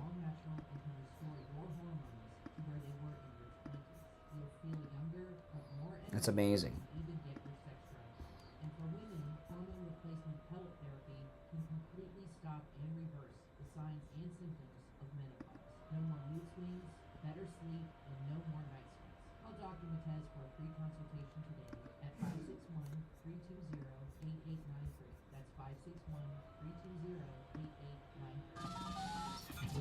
Now, back to the Steve Kane Show with Brian Craig, celebrating 47 years of... All right, we are back 36 minutes after the hour. I'm Brian. It's the Steve Kane Show, Florida's longest running radio show. Our number 1-888-465-2631. Now, I cannot believe it's been 18 years since this Duke lacrosse team thing. Oh, my goodness. 18 years. That I remember talking about that for weeks, and it's going to be in the news a lot today because of what's happened. The Duke lacrosse team, they had a party, and they hired a stripper. She's black, and then she claimed she was raped. And I got news for you. 99.9999% of strippers are hookers too, okay? And they paid her to come strip and have sex. She did, then she claimed rape. And these guys, they probably still live with their soiled reputations from that. That's, you know, it's just what's going on here. Well, now she gave an interview, and she's admitted that she's made it up. And let me play a little bit of this. And this is getting... I can't believe it's been 18 years. I mean, I knew it was a while ago, but I didn't think... That's 20 years. That's crazy. That's like... It was in 06. So that was like... That was like something happening in 1988 and 06. I just can't believe as you get older, I guess. Things go by fast. But anyway, here is the liar, who I understand is in prison for killing her boyfriend. Yeah, it's a class act. Listen. And I testified falsely against them by saying that they raped me when they didn't. And that was wrong. And I betrayed the trust of a lot of other people who believed in me.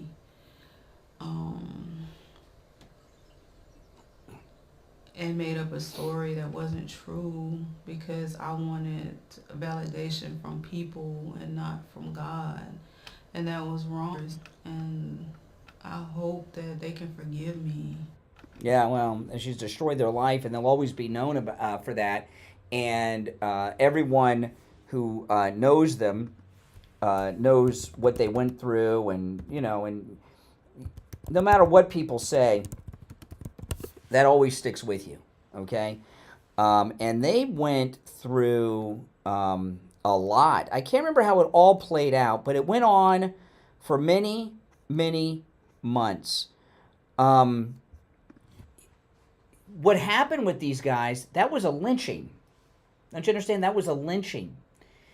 And during the era when Democrats were lynching blacks in the South, okay, a lot of it involved, if you follow these stories of lynchings, you'll see a lot of, in the story will say, well, and some of the most high-profile lynchings of all time, that he hit on a white woman, or he raped a white woman, or he grabbed a white woman, or he assaulted a white woman. Those were all lies. They accused, you know, they would, when, after these white Democrats would lynch a black man if they got caught and jammed up, they would act as if they were protecting the honor of one of their wives, and that it would be almost like self-defense, like honor killings or something. These guys didn't assault and rape these white women. That's suicidal. When this happened, everybody knew it was BS. How many other, and there used to be a thing of white women would accuse black lynching victims of having raped them to cover for their husbands or their brothers or whoever else did the lynching. History is filled with that in this country. Democrats. The Democrats are still lynching. They've just changed the skin colors. How many other black women have lied about this, like Tawana Brawley, right, in New York with Al Sharpton? You know, what's been going on in this country for the last 30 years has been a reign of lynching of white people, sometimes men like the Duke lacrosse team, sometimes police officers, you know, and others. But there's been this lynching going. Lynching doesn't necessarily mean being hung. Okay, lynching. There's different forms of lynching. Tar and feathering is a form of lynching. There's all kind. You know, lynching doesn't mean killed. Okay, it's come to mean that by a lot of people, but you know, this public persecution like this is a lynching. How, you know, Clarence Thomas. That was a high-profile lynching of Clarence Thomas by Anita Hill, and there's this idea out there that if a woman, in particular a minority woman, makes an accusation against a man, or in particular a white man, there's an assumption that that man is guilty.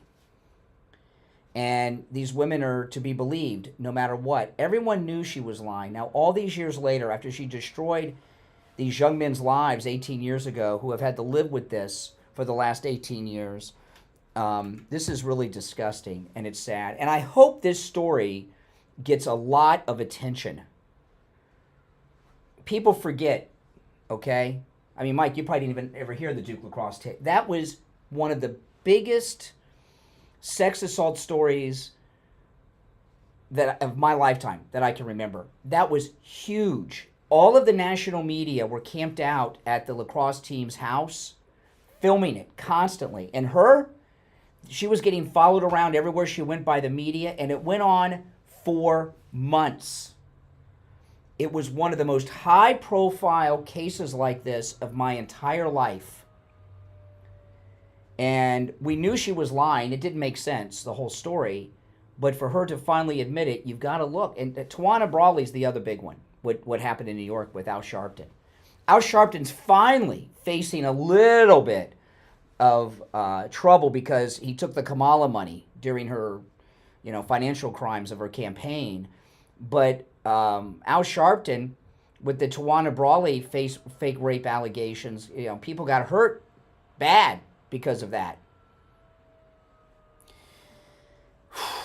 Boy, oh boy. If you are on hold, stand by. All right, my name is Brian. You're listening to Florida's longest running radio show. It is open phones, open Mega Mike Friday. The phones are very busy. There's 2 openings on the board. So if you're on hold, stand by. We'll take our break and be right back. The cold, hard truth. Delivered morning 6 to 9 right here on The Steve Kane Show. All right, we are back, and it's time to check in with Attorney Barry Siegel from the Siegel Law Group. Attorney Barry Siegel, what do you have for us this Friday morning? Yeah, hey, good morning, Brian. What I have for you on this Friday, the 13th, oh boy, is, we talk about how important it is to have our planning and not put it off, and why it's important to have a plan, better than to not have a plan, even if you don't know everything you want to have. Sometimes you just make your plan and you could update it in the future. Something happened in the last couple of days. Someone I know well lost their best friend, who was only 40 years old, out of nowhere. I mean, it wasn't ill, very unexpected, and it's just a reminder of how things can happen unexpectedly, and we need to be prepared. And that's really what we are here for, to help our clients be prepared. So when anything happens, whether they lose, God forbid, lose mental capacity, or at the point that they're no longer here, they're prepared, their family's prepared, they're well taken care of, and that's what we do at the Siegel Law. Absolutely. And, a lot of times people, tend not to like you guys, lawyers, but they love you. And what you're doing is something that people enjoy because you're helping people.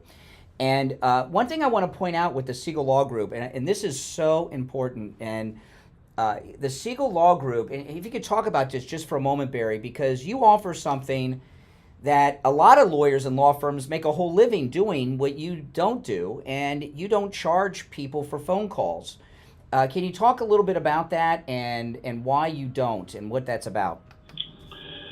Well, yeah, we don't charge for phone calls. We've all been there where we've gotten a bill in the mail from a lawyer, an accountant, or some other professional because we picked up the phone and we called them and we spoke to them for 5-10 minutes, and then we get a bill in the mail and we're like, really, I just had a quick question for them, and they send me this bill.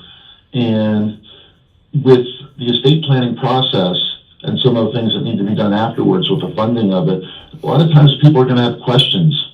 And what we don't want to have happen is we don't want anybody to not call us and not get the answer to their question simply because they're concerned that they might get a bill in the mail. For a quarter hour or something. Staff is available to answer questions, and if it needs to be an attorney or myself, then clients can speak to us, and they never get a bill in the mail for it. Yeah, now when you first told me that, you just kind of said it because that's just how you run your practice. You said, yeah, we don't charge. You didn't think, and to me, sirens went off because I've been in that situation, and I was so impressed that I was able to get the attorney on the phone, and then I get the bill. I didn't realize why it was so easy to get him. A lot of these attorneys, you can get them on the phone all day. They'll even have their secretaries forward it to their cell phones. We're on vacations because some of these guys get charged a lot an hour. Listen, no matter where you are in the state of Florida, the Siegel Law Group can help. And it's always a no-charge consultation with the Siegel Law Group when you mention you heard Attorney Barry Siegel on the radio. Give them a call, toll-free, 855-FLA-3782. 855-FLA-3782. And online, SiegelLawGroup.com. All right, Attorney Barry Siegel, have a great weekend. We'll talk next week. All right, we're back. If you're on hold, stand by. I was just reading during the break, because it's been 18 years, right? I haven't thought about the Duke lacrosse story in 18 years. 3 of those guys were arrested and charged with rape. Okay? So that's forever. You fill out ever been arrested? They got to say yes. This is a big story. I really hope this gets a lot of play today. It's very important. If you guys see this on social media, share it. It needs to be shared. How many men have been lynched by the left? This was like the beginnings. This is before the Me Too, but there was a whole wave after this. Probably Tyson, too. Tyson's prison thing, that was probably BS, too. All right, let's go to the phones. You're on the air. What's your name? Where are you calling from? Good morning. Happy 13th. Oh, yes, Friday the 13th. Happy Friday the 13th. Richie the bus driver. What's up? Yeah, here's the deal. You're going back 18 years, which shocks me because when I was into the sporting world of radio, time went slow because generations changed with athletes. You never paid attention to years. When I get into the news like you're on every day, my life has gone by so fast. Oh, man. Same thing. Yeah. What you're doing. You can't imagine all these big things happen and the years fly. I mean, I can remember taking calls from people about that Duke lacrosse team like it was yesterday. I called you. Now here's the deal here. We don't have to go back 18 years. We just had it in New York City with Penny. Now you had a black, and I'm going to bring this up because the black community, and I'm not saying all blacks. This is very delicate what I'm going to say. They've used race as a crutch since the Civil War days, and it keeps on going and going. It never stops. This guy, Penny, as soon as he got acquitted, you got these Black Lives Matter people who matter to some of the blacks, believe it or not. Well, let me rephrase what you said. Yes, there was an attempted lynching of Penny. I agree. And it's still going, yeah, but thankfully he was acquitted. What I think is a fair way to say it is liberal blacks use the race card as a weapon. They use it as a weapon. Sometimes they use it as a shield. Sometimes they use it as a weapon. And this tub of lard Bragg in New York, Penny's lawyers are talking about going after him for unjust prosecution. And I think, and if Kamala would have won, Penny probably would have been convicted. But now in this new world we're in, I mean, look at the mayor. I know the mayor's trying to get the Justice Department off his butt, but he's yesterday he's talking about the missing children in New York. And there's a possibility that Bragg could end up in his own jail. Well, his life will never be the same. And look how much money it cost him for attorneys. Now you had a black man in New York who killed an Hispanic man on the train with a knife, and he never was brought to trial. It was about the same time. Remember those service people in Europe that stopped a terrorist attack on a train because they got involved? And they made a movie. Clint Eastwood made a movie about them. I mean, military guys have stood up more than once and saved people's lives. Well, the point I'm making is this white privilege crap that I've been hearing all these years. It didn't apply in New York City with these two train deals, did it? I mean, and you see people like Sharpton using the race car his whole career. I mean, my recollection is with Tawana Brawley, people probably. Sharpton used to be involved in a lot of inciting of riots, but but I wouldn't. I know people have gotten killed in his riots, but there was definitely violence after the Tawana Brawley, and I promise you it's just like this girl with the Duke lacrosse team. Total made up BS.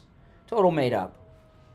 Constance invited Penny to start his new life down here in Florida because he'll have no life in New York City. That threatened him already that if he walks on the streets, they'll kill him. Yeah, does anybody know what Penny does for a living? I mean, how do you have a life after that? That's what I'm saying. They lynched him. He's been lynched. See, and his situation's very different than Kyle Rittenhouse. Kyle Rittenhouse, they tried to kill him, and it was self-defense, and that was a just verdict. However, Kyle Rittenhouse is a child who went to a riot. I know it's legal, but just because something's legal doesn't mean it's right. I mean, it's legal for an 80-year-old man to have sex with an 18-year-old, okay? Should they do it? He went to that riot with a rifle. I mean, that's asking for trouble. But the acquittal was appropriate. But Penny was just minding his own business, not looking for trouble. And if he didn't save somebody's life that day, he saved somebody's life in the future. Yeah, there was some black people on that train. They showed a video. I saw that they showed a video. This goes on every day in New York City, where you get on a train and you get crazy people. They don't have to be black. I mean, they're crazy people on this train threatening you. Right. Get on the Metro rail in Miami. I mean, my goodness. All right, Richie, appreciate the call. You're on the air. What's your name? Where are you calling from? Good morning, Brian. This is Barbara in Baltimore. Hey, Barbara. You've been talking about a lot of good stuff, and I'm very happy about the job that Carrie Lake has. Now I know why the world has been thinking such terrible things about America, because that organization that she's about, Voice of America. Yeah, this is a wonderful thing. So she'll be able to get the. And I'm gonna tell you, when I first heard that Trump put her in charge of Voice of America, I thought, oh, that doesn't sound like a very big deal. And then when I looked at, he only has so many jobs, And then when I saw that they have over 300 weekly viewers on Voice of America, this is perfect. I hope she puts herself on the air with her own program. It's what it's like. It's kind of like the BBC. It's that kind of format. They do real stories and everything else. Talking about other things too. Something else you said. Now, Tawana Brawley, Crawley, I'm glad that she's in jail. Sorry she killed her boyfriend, but she needs to be in jail. I always suspected that story. No, that wasn't Tawana Brawley. That was the woman that made the rape allegation against the Duke lacrosse team. Yeah, Tawana Brawley was Sharpton in New York. Yeah. Sharpton in New York. Okay. Well, Sharpton's always involved with something that's crooked. You can rest assured that there's something wrong with it if he takes an interest in it. But she should be in jail. It's unfortunate she killed her boyfriend, but she ruined a guy's life. But you said something that I think needs to be clarified. You put Mike Tyson in that group with fake cries of rape. That was real. That was real. Listen, it's... Yeah, sure. was married to Tyson, and Robin Givens had her own security force while married to him to protect her from him. He tuned her up. Yes, I agree. You know, but that. Hold on. Slow down a second. Hold on a second. Hold on. I don't know, but I know this. Okay, Robin Givens at the time, people don't remember. She was a big TV actress. She was a huge star, and one of the most beautiful black women ever on television. I mean, she's very beautiful. I don't know what she looks like now, and she married Tyson when he was the champ, and he beat her up, and that's well known. However, the girl that he was convicted of raping, she went to Tyson's hotel room. She went to Tyson's hotel room like at 2 a.m. or something. It was some strange time. I mean, when a woman goes to a man's hotel room at 2 a.m., maybe. All right. I mean, Maybe starstruck? The jury agreed with you. Oh. The jury agreed with you. Oh, being 18 and because they saw the evidence. Yeah. Rape is rape, period. Okay. If Tyson raped somebody, they're raped. Well, listen, the jury agreed with you. It's been a long time. But this Duke Lacrosse story, I know this is going to be in the news today. People don't remember. This was such a big story. It consumed the national media for months. It was like a year. Yeah. All right. It just didn't sound like from the beginning, but it was so easy for Al Sharpton to just take those things and just run with it and exploit it to make money, which is what he all. Yeah, that's what he knows. I'm heading south tomorrow. I haven't decided how long I'm going to stay, but if I do come down, I think I want to see your Dr. Appleton. Oh, you're coming to Florida? I may very well. I have relatives there. So. Oh, well, you should. You should definitely see. Yeah. And don't forget to go by Mar-a-Lago. It's a tourist spot to go see Mar-a-Lago with your own eyes. If you call me, I'll tell you how to get there. All right, take care. Whenever I'm over in that area, I run into tourists all the time, and they're looking for all the Trump sites, and I'll tell them how to get to Mar-a-Lago, how to see Trump Force One, how to go to the church where Trump married Melania. I should be like the tour guide in Palm Beach for all the Trump locations because I give people a lot of tips on that. You're on the air. What's your name? Where are you calling from? Hey, it's Brian. Still doing good. Oh, Brian in the hospital. Yes, that's good. And but anyway, I was up back in '93. We went up to New York, and I just happened to be outside of Trump Tower. I was in a wheelchair at the time, and boy, I tell you, the crime at that time was something. People, somebody actually was running out of the. I remember somebody ran out of the store, ran out of the door there, and just took off. He sold something, and at that time there was no police around or anything. But in the early '90s, I went to New York in the early '90s. It was scary, man. It was terrifying. It was before Giuliani cleaned it up. Brazil, in the '90s and. New York was worse. It's from Brazil. Well, any place that liberals run is typically dangerous. Yeah, and besides, I just wanted to make sure it wasn't your fault that listening to your show is not giving me a problem. Oh, your heart problem? Yeah, I do have a serious problem. I'm going to get the defibrillator probably next. What are you getting done? What are you getting done? They got to put in a defibrillator. A defibrillator? Oh my goodness! But you'll be fine after that. I should be. Okay. But I know. I like that shirt. I like that shirt. Oh, you're watching on YouTube. I have the best Trump shirt you've ever seen that I'm wearing right now. If you watch on YouTube, you can see it. All right, I got to run, but I'm glad you're doing well, and good luck with the defibrillator. Oh boy. All right, we're going to take our break for the top of the hour. 2 hours down, 1 to go. It's the Steve Kane Show. Florida's longest running radio show. I'm Brian Craig. Open MAGA Mike Friday. Open phones. We'll be right back after this.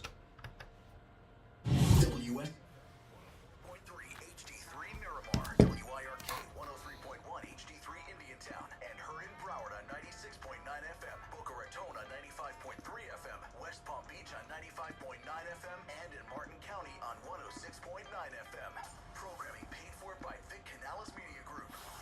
Your home for the Steve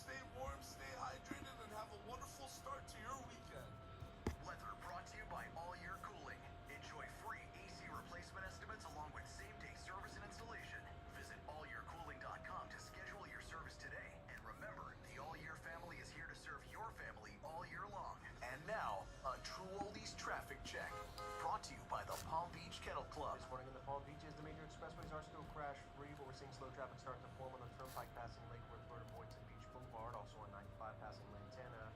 We have a new multi-vehicle crash in Boca Raton Military Trail at Champion Boulevard. We still have a crash on Jog Road at Lantana. Another crash on South Lake Avenue just south of Belvedere Road. And in Broward and Fort Lauderdale, a crash on Prospect at 31st Ave. This report is sponsored by Taco Bell. The slow roasted cantina chicken menu is here to stay with ingredients like purple cabbage and freshly prepared pico de gallo. Try it today at a participating U.S. Taco Bell location while supplies last. Contact store for participation, which varies. That's traffic. I'm Chris Barr. Traffic, a service of the Palm Beach Kennel Club. One of those count.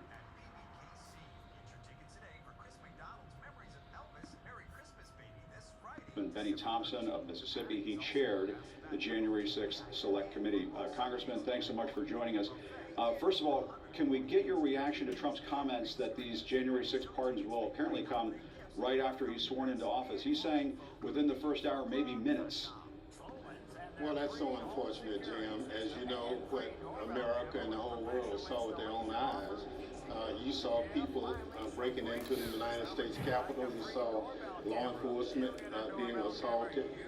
And ultimately, we had several individuals who died because of that attack. They were heroes being assaulted. 283-5050 will get this limited time offer of a free doorbell camera that connects directly to your smartphone with installation of your Sloan Shield. And that's not all. Sloan's will give you a free customized home security system and professional installation when you use their low-cost central station monitoring. We'll be back shortly, guys. LED touchscreen pad, 10 contacts, backup battery, and service plan. Plus, if you're one of the first 40 True Oldies listeners to call 833-283-5050, you'll receive a free doorbell camera with installation of your Sloan Shield. Keep your family safe. Call 833-283-5050. That's 1-833-283-5050. What the hell?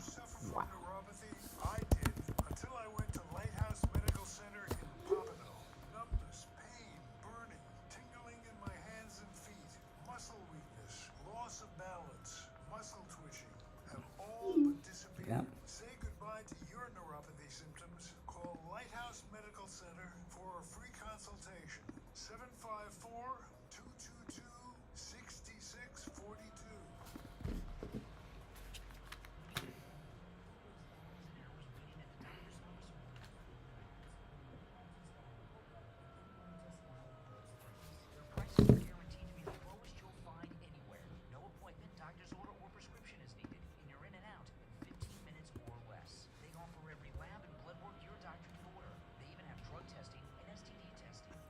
All right, guys, if you're not subscribed, subscribe. I am 80.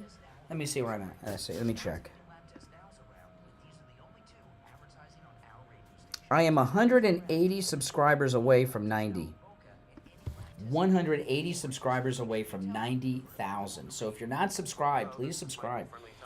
Oh my goodness. 30 years at the same location and offering great How deals exciting. on new and used tires. I have many suppliers. Whatever car or truck you have, I can get you incredible deals on any tire.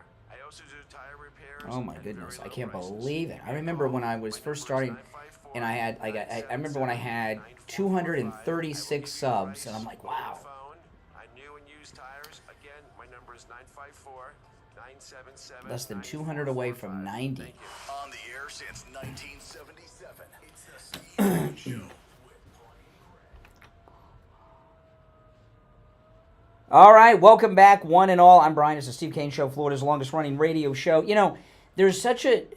It's amazing, like this story we were talking about with the Duke lacrosse players and everything, and the Inspector General from the Justice Department identified all these FBI informants that were with the J6ers on January 6th. It's just a new world we're in, you know, and if Kamala Harris would have won this election, could you imagine what this country would be like? There's a video of her speaking in front of a group this week. I saw it yesterday. Have any of you seen it? She's so drunk. But the things that they were talking about doing, cracking down on people in this country, you know, if Kamala Harris would have won, whatever her Justice Department would have looked like, do you understand that they would have taken the MAGA movement and declared it a hate group, a domestic hate group? Do you understand that? It would have been, they probably were wanting to do it already. I'm surprised they haven't, but that's what they would have done. I saw yesterday, so I mean, this is, you look at what's happened, right? Christopher Wray, there were 3 stories with the FBI this week. 3. Christopher Wray resigns, right? This Inspector General report with the 26 FBI assets in the J6 crowd, at least. But there was a 3rd one. The Patriot Front has folded. You guys familiar with Patriot Front? Patriot Front are guys that wear military kind of uniform. They wear khakis and shirts. They look like they're in the military. They have military haircuts, and they all wear masks. And they go to places and act like they're MAGA conservatives and are, say racist things. And since the Patriot Front was first seen a couple of years ago, everyone, when they see them, says feds, and that's why they hide their faces. And the Patriot Front just announced that they're dissolving the organization. I saw this yesterday. It's all connected. It's a confirmation that the Patriot Front is the FBI. It's insane, and that's the change that's coming in. With Trump's not even in office yet, and these huge things are happening. And I just hope and pray that Kash Patel is able to open up all these files. The Patriot Front, and it makes me wonder, because as soon as Patriot Front came on the scene, everybody knew it was feds. Everybody. It was talked about immediately by everyone online. And, it makes you wonder how many of these groups over the years, white supremacists and Nazis and Klansmen, how many of them have been feds? I'm not saying all of them and all the members, but a lot of them are. There's everyone talks about January 6th, and it's important to get to the bottom of that and have the truth exposed, which is about to happen. But there's another big one that needs to be investigated and exposed, and that's Charlottesville, because that was another thing that the government was behind. But this was shocking. I want to share this. This is CNN yesterday. Benny Thompson was on with Jim Acosta. And they're in a complete panic over there. You can see the rats. The rats are running from the sinking ship. Patriot Front, Ray, Inspector General. And now Benny Thompson, who chaired the Liz Cheney Kangaroo J6 committee, he's on with Acosta yesterday. Listen to this. If you're on hold, hang in there. We'll get to the phones in a bit. Congressman Benny Thompson of Mississippi. He chaired the January 6th Select Committee. Congressman, thanks so much for joining us. First of all, can we get your reaction to Trump's comments that these January 6th pardons will apparently come right after he's sworn into office? He's saying within the first hour, maybe minutes. Okay, now yesterday, Biden gave a pardon to a pedophile, a Chinese spy who had 47,000 pedophile images and videos on his computer. So Biden just pardoned a Chinese spy and a pedo. That doesn't bother Acosta. These J6ers, though, oh boy. Well, that's so unfortunate, Jim. As you know, what America and the whole world saw with their own eyes. You saw people breaking into the United States Capitol. You saw law enforcement being assaulted. Now, notice during this conversation, Jim Acosta and Thompson here, they're not mentioning the Inspector General's report that identified all these FBI assets that were in that crowd. And ultimately, we had several individuals who died because of that attack. Several individuals who died because of that attack? What does that mean? Is he talking about Ashley Babbitt's one person?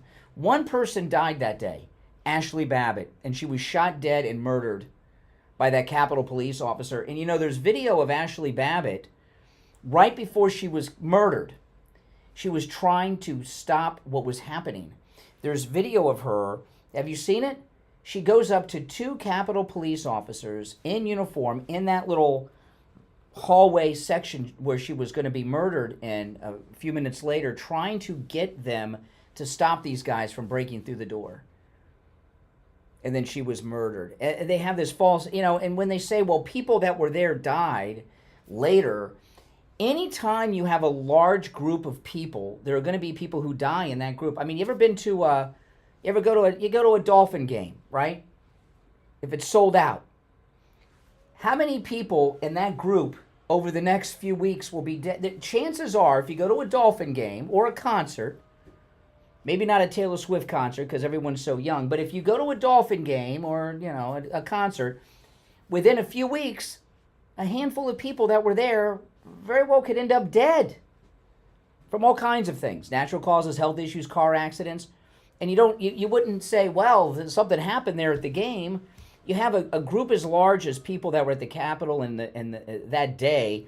Yes, some of them are going to pass away in the future. We're all dying, right? But birth is a incurable sentence to eventual death, but they blame everything except Ashley Babbitt, the only person who died that day.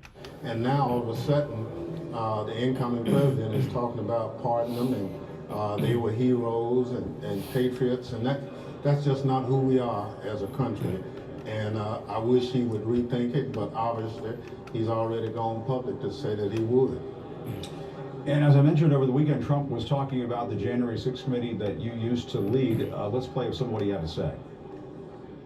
I think those people committed a major crime. Sir. And Cheney was behind it. Well, and so was Benny Thompson. For what they did, Yeah. honestly, they should go to jail. So you think Liz Cheney should go to jail? Yeah, but by the way, before we finish this, yes, they destroyed evidence from the committee so it couldn't be investigated afterwards. There's no doubt that they rehearsed and coerced testimony from people. Yes, these people should be investigated and go to jail. For what they did. Everyone on the committee. I think anybody that voted in favor. Are you going to direct your FBI director and your attorney general to send them to jail? Not at all. I think that they'll have to look at that. Congressman, Trump is saying you should go to jail. Are you worried about him or the FBI coming after you? Well, we are members of Congress. We operated based on our direction from Congress. There are specific laws that give security to members of Congress, and I hope the president would take that into consideration. See, what it means is that Congress can't break the law or slander when they're on the floor of Congress. Congress makes the laws, so they pass laws so that they can break the laws, right? So he feels he's safe because his crimes were committed on the floor of Congress. But to be honest with you, Jim, we've not done anything wrong.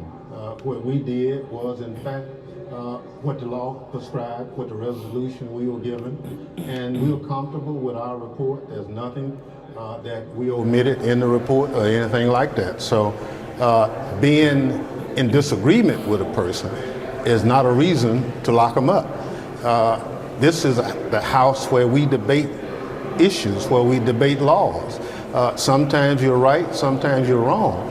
That doesn't mean you're illegal, and it doesn't mean that because you're wrong in the eyes of someone, you should go to jail. That's just so unfortunate, and that's not who we are as Americans.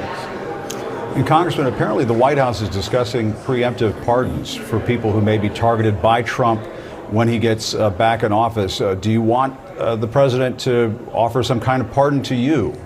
As strange as it is to ask that question, I'm just wondering what you think. Well, the president, it's his prerogative. If he offers it to me or other members of the committee, I think I would accept it. Wow. Okay. So this is amazing. See, we learned lately. We've learned so much about the pardon process. I did not know something about it. The presidents cannot just pardon someone. The person they're pardoning must accept the pardon, and you don't have to accept the pardon. So he's saying he's actually asking for a pardon. What's he asking for a pardon for? I thought he did nothing wrong, and he had protections because what he did was in his duties as a congressman, and he says he would accept a pardon. Adam Schiff said the other day he was asked the same question. He said he wouldn't accept it. But Thompson here, what's he afraid of? What did he do? Why is he asking for a pardon and saying he would accept one? All right, we're going to take our first break of the third hour. It's Friday, the 13th, people. Our number 1-888-465-2631. We'll be right back. Don't sit on the sidelines. Get in on the action. Call the Steve Kane Show live on air now. 888-GO-KANE-1. This is the Steve Kane Show with Brian Craig. Hey, it's Scott Shannon with a subtle reminder that I'm back on the air this morning right after 10 a.m. with more of your favorite oldies on South Florida's True Oldies.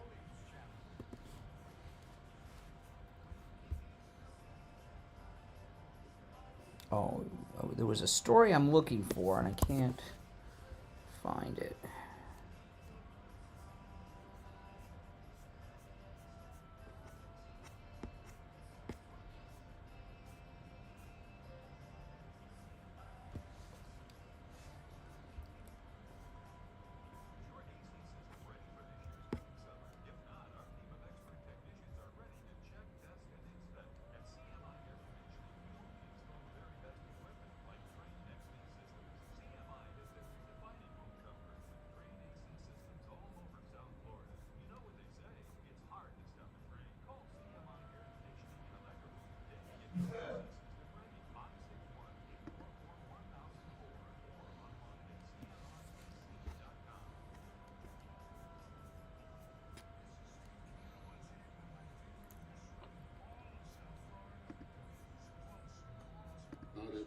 As I mentioned to the Prime Minister, the rest of the premiers, we need to be ready. We need to be ready to fight. This fight is coming 100%.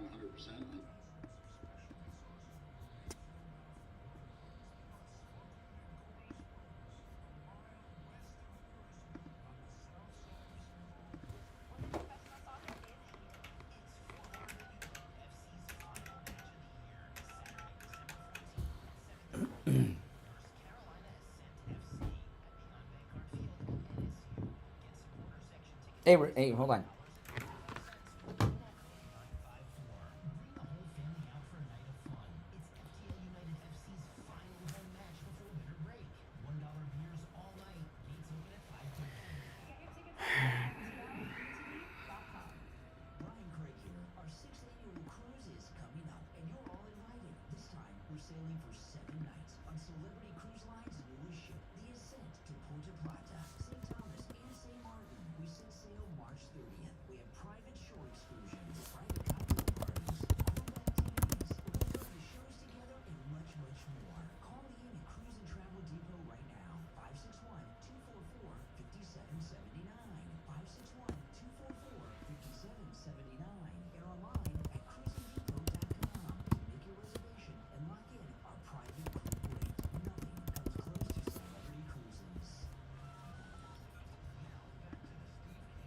I'm excited to announce our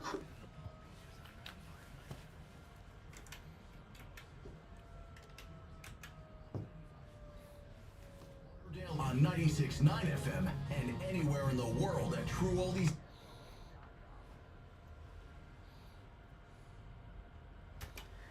All right, the countdown has begun. We're just over 3 months away from our 6th annual Steve Kane, Brian Craig, Trump MAGA Victory Cruise. And from Cruise and Travel Depot, we have Ian. Hey, Ian. Hey, good morning. Oh, man, I'm so excited about this cruise. You know, this cruise is, it's our Trump Victory Cruise, our 6th cruise on the flagship of Celebrity Cruise Line, the Celebrity Ascent. And I'm very, very excited. We have some incredible events and things going on. I wanted to talk a little bit, Ian, about you and I have talked about this before, the food on the Celebrity Cruise Line. We took a tour of this ship a few weeks back, and usually when we take a tour on our cruises, we have lunch in the dining room, and you wanted to have lunch at the buffet, and I'm like, I don't know about that. And we went to, because I'm not a big buffet guy, the food in the buffet was like Michelin star quality food. Can you tell people about the food we have every night in the restaurants when we dine together? Well, the food in the restaurants actually is a Michelin star designed menu, and people are going to enjoy stuff like beef Wellington and just, a higher end experience, because Celebrity actually budgets for their food budget more per guest than any other cruise line in its space. That's why it's so awesome. Oh, it is. It is. And the food is spectacular. And, when you book with us, our group is private. Everything's included, including these great meals that we have in these Michelin star quality restaurants each and every night. And everything we do is private, including our onboard activities as well as our shore excursions. Now, we have the sailboat catamaran shore excursion we're doing, but we have private shore excursions in each and every port. And it's important, Ian, that people call you and book on these excursions because they very well could fill up. Yeah, we filled up last time. I had to sit on the watch you guys sail away in Curacao. Yeah, so can we talk about the ones other than the catamaran sailboat? Because we've talked about that before. Can we announce the other ones yet on the air? Let's do that on Monday. Be a trip to a rum distillery. It's going to be a trip to a craft beer brewing, and we have a beach day as well. Yeah, it's not a coincidence that our excursions all have alcohol involved in them. It's it's kind of by design. Oh, it's Greece, right? Yeah. More interesting. That's right. So anyway, the ship is filling up, and you don't want to waste time. You want to lock in your cabin and join us. And there have been a few cabins you were telling me that have opened up in the last couple of days. I do want to tell people what's available right now if people call you and book. So Revenue actually gave me, for new bookings only, a C1 concierge class. And that's a nice room. Oh, yeah, it's a beautiful room. Yeah, it's a nice room. Infinite veranda, good location. And and the Wi-Fi on the ships is it's the Elon Musk's Starlink internet, which is incredibly good. I was surprised because we've taken cruises with the old internet, which was okay, but that Starlink internet is like laser fast speeds. We have a great time. Well, listen, guys, call Ian. If you're already booked and you've not made final payment, call Ian as well.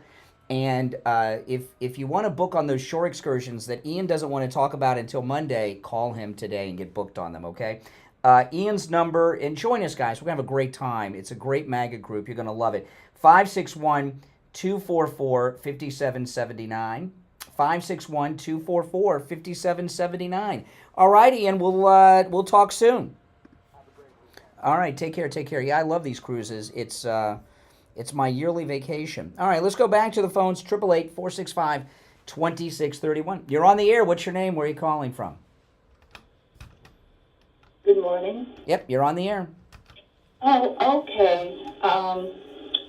Trump did an interview and somebody asked him if he would take a pardon, and Trump said, no, I did nothing wrong. The pardon. That dude is asking for a pardon. Oh, I'm sorry, it's Joan from Tampa Bay. Okay. No, you make a good point. In fact, I saw a story a couple days ago because, a lot of these J6ers, the J6ers that had, a lot of them are in jail and have had their due process rights violated, the constitutional rights. They've not, speedy trial and all of that. But we were talking a lot about Greg Kelly, who's been trashing HEGSETH, but Greg Kelly interviewed a lot of attorneys in years past for J6 prisoners. And when I would see these attorneys on television, they were good guys and they were doing their best, but I talked about this at the time. J6 prisoners, the suits that their lawyers wore are like, they weren't fancy suits. You know what I mean? They're tailor-made. They were cheap, off-the-rack suits. And the significance of that is a lot of them, they've not been able to get top D.C. lawyers that deal with Justice Department cases because lawyers are afraid to represent them. They'll lose their other D.C. clients. And the fact that their attorneys had cheap suits tells you the quality of representation they were getting. It was really bad.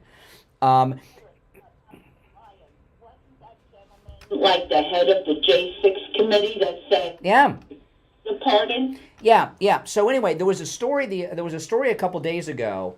I can't remember, one of the liberal fake news people published it. I can't remember who. But they said if these J6ers take the pardons, that's an admission of guilt, which is not necessarily true, but that's what they were saying. I wonder if they're going to apply that to Benny Thompson here, who sounds like he's fishing for a pardon. He's desperate to get that pardon.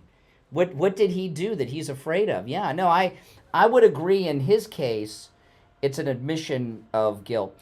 But you know, they thought Trump was going to be locked up or disgraced. They never dreamed he'd be able to come back and be so popular and be president again. So they are totally freaking out right now. Yeah, they thought that the Democratic machine would shoot him, right? Figuratively, yes. All right, appreciate the call. And he'd lose the election is what she meant to say. Well, you know, what they thought is that the arrest and the charges and the trials would result in him being run out of the race. That's it. And it didn't work out that way. And that's why they are in a panic. And I must tell you, the chances of people like Liz Cheney being prosecuted in the justice system are slim to none. I mean, I think they would get a lot of resistance prosecuting members of Congress for doing things that are even criminal on the floor of Congress, okay? You know, people in Congress have gone to prison for taking bribes and stuff. That's true. But they didn't do it on the floor of Congress. So maybe the pardons are the closest we would get to an admission of guilt by these people when they accept them. I don't know. I do know this, that Trump only has 4 years, and I mean, there's got to be a limit to what he can accomplish in 4 years, and he's got a lot to do. We're going to take our break for the bottom of the hour. I'm Brian. It's the Steve Kane Show, Florida's longest-running radio show. Our number toll-free, 1-888-465-2631. Open phones on Friday. Open MAGA Mike Friday. Any and everything on your mind is fair game on Friday's show. 1-888-465-2631. We'll be right back.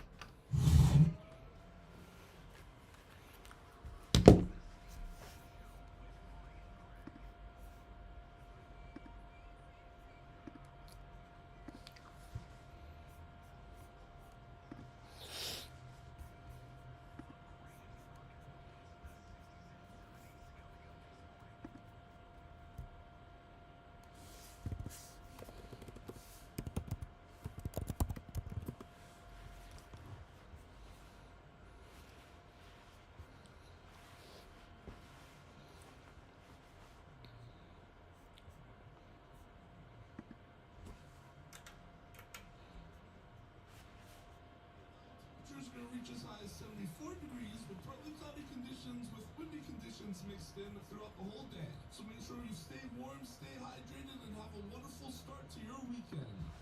Weather brought to you by All Year Cooling. Has kidnapped nearly 20,000 children.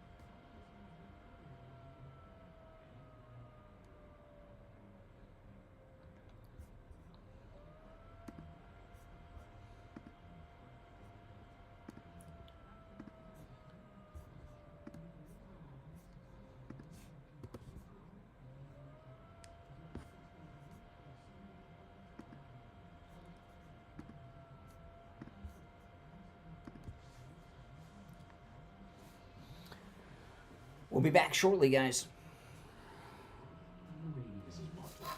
son of Pamela, and proud second-generation owner of LaPorta Roofing.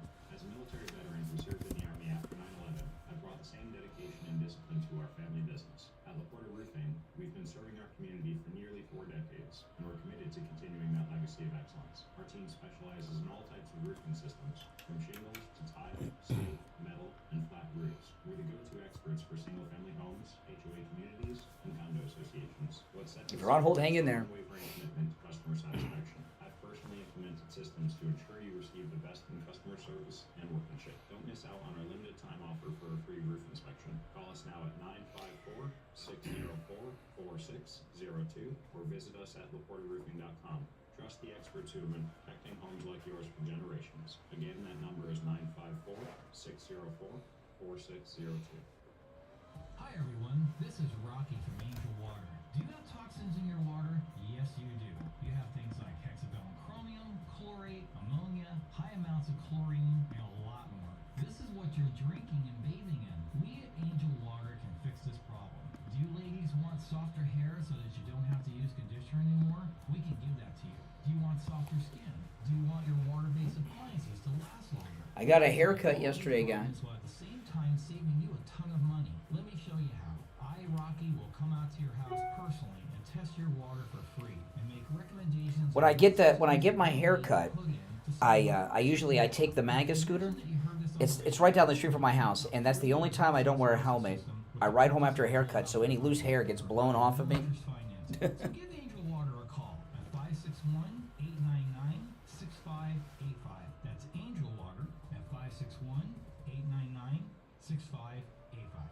Mike Lindell is offering wholesale pricing for Christmas. The standard MyPillow, just $14.88. They've never been offered this low before. That's right, just $14.88 and free shipping on orders over. Would you wear? Let me ask you guys. Would you wear this shirt right now to meet Trump? Would you wear this shirt to meet Trump? And get the standard MyPillow for just $14.88.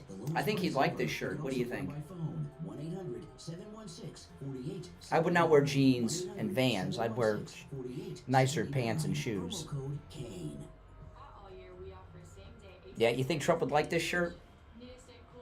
Is it dressy enough?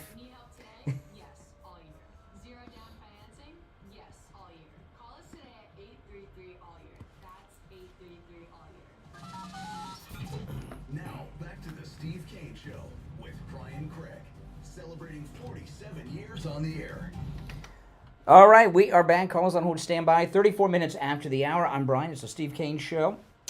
Open MAGA Mike Friday. Any and everything on your mind's fair game on Friday's show. You're on the air. What's your name? Where are you calling from? Lynn from Boynton. What's up, Boynton? Hey, good morning. So, listen, I was wondering, about all these trannies and stuff. It seems like the free community is a lot larger than people know. And why don't they, instead of trying to get the guys into the women's sports, why don't they just make their own teams? Why don't the girls who are guys have their team and the guys that are girls have their own teams and play against each other, so they're even? Well, because the guys that play, why do you think these guys go trans and then swim with the girls or box the girls or play volleyball with the girls? Why do you think they do it? Well, because they're stronger and they'll win. Yes. I'll say it. They're cheaters. They're cheating. They're cheating. These are men. These are guys that can't make it in the boys' leagues. Like, remember the swimmer was ranked over 200 in the men's. But so if they go to the ladies' team, they could be number 1, win gold medals and things. So they're cheaters. That's why they don't want their own league. In fact, most of them probably are not even transgender. This Leah Thomas character, from the swimmer. I'd like people to check in with Leah Thomas in 10 years and find out if Leah's still living as a girl. Well, years ago, Brian, in the 1970s, there was a girl, and her name was Renee and Richards, and she was a guy, but she was now a woman, a full woman, and she wanted to play on the girls' tennis team.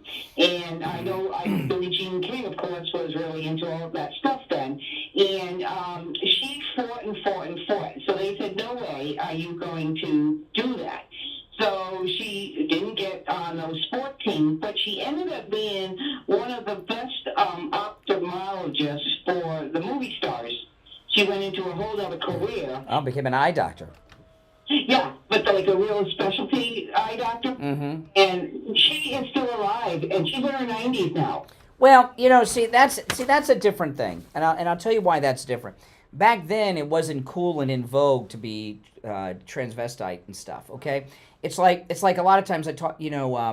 Neil Rogers, who used to be the #1 guy in Miami radio, passed away years ago. He was #1 in the market for years. He was gay. He came out of the closet on the radio in the 70s, and his audience till the last show was mostly straight guys. And coming out of the closet in the 70s was risky.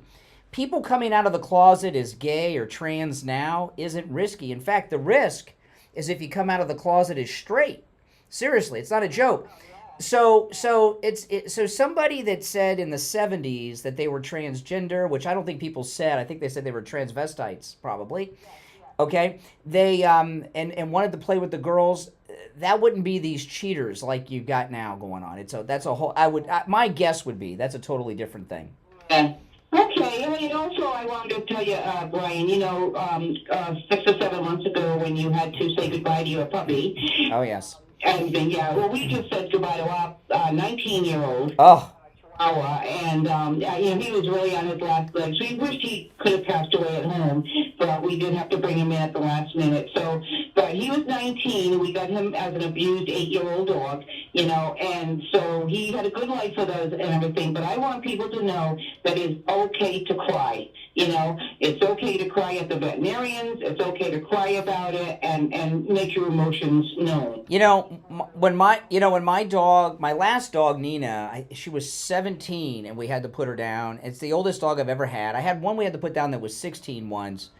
And it's always, my wife and I, we're not going to get any more dogs. We have 3 cats, but I'm never going to get another dog. It's just, they don't live long. And the 17 is very unusual. And it's so tough to put them down. 2 other dogs, so we're down 3. So we're not doing any more. We're in our 70s now. We said 2's enough, and everything. And they do, and these dogs miss that dog. They're looking around for him. Well, my last 2 dogs, my dog that we put down a few months ago, Nina, she never got over the death of our other dog, Daisy. She really wasn't happy after the Daisy died. That was like her mother.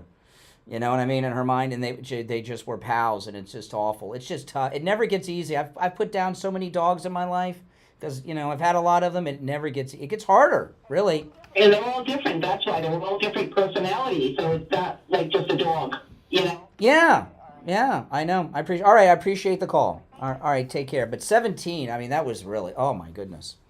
You're on the air. What's your name? Where are you calling from? Yeah, it's Matthew from Pompano. Hey, what's up, Pompano?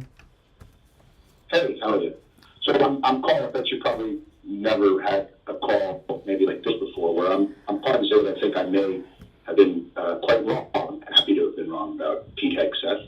That I think he probably has turned the tide and likely will get confirmed. But last week it was looking like it was following a pattern that he wasn't going to make it, and his persistence and Donald's persistence and keeping him up. Well, unfortunately we got a bad connection on your phone. So what, you called me in the past, like last week or something, and said Pete Hegseth wasn't going to be defense secretary, and now you think he will?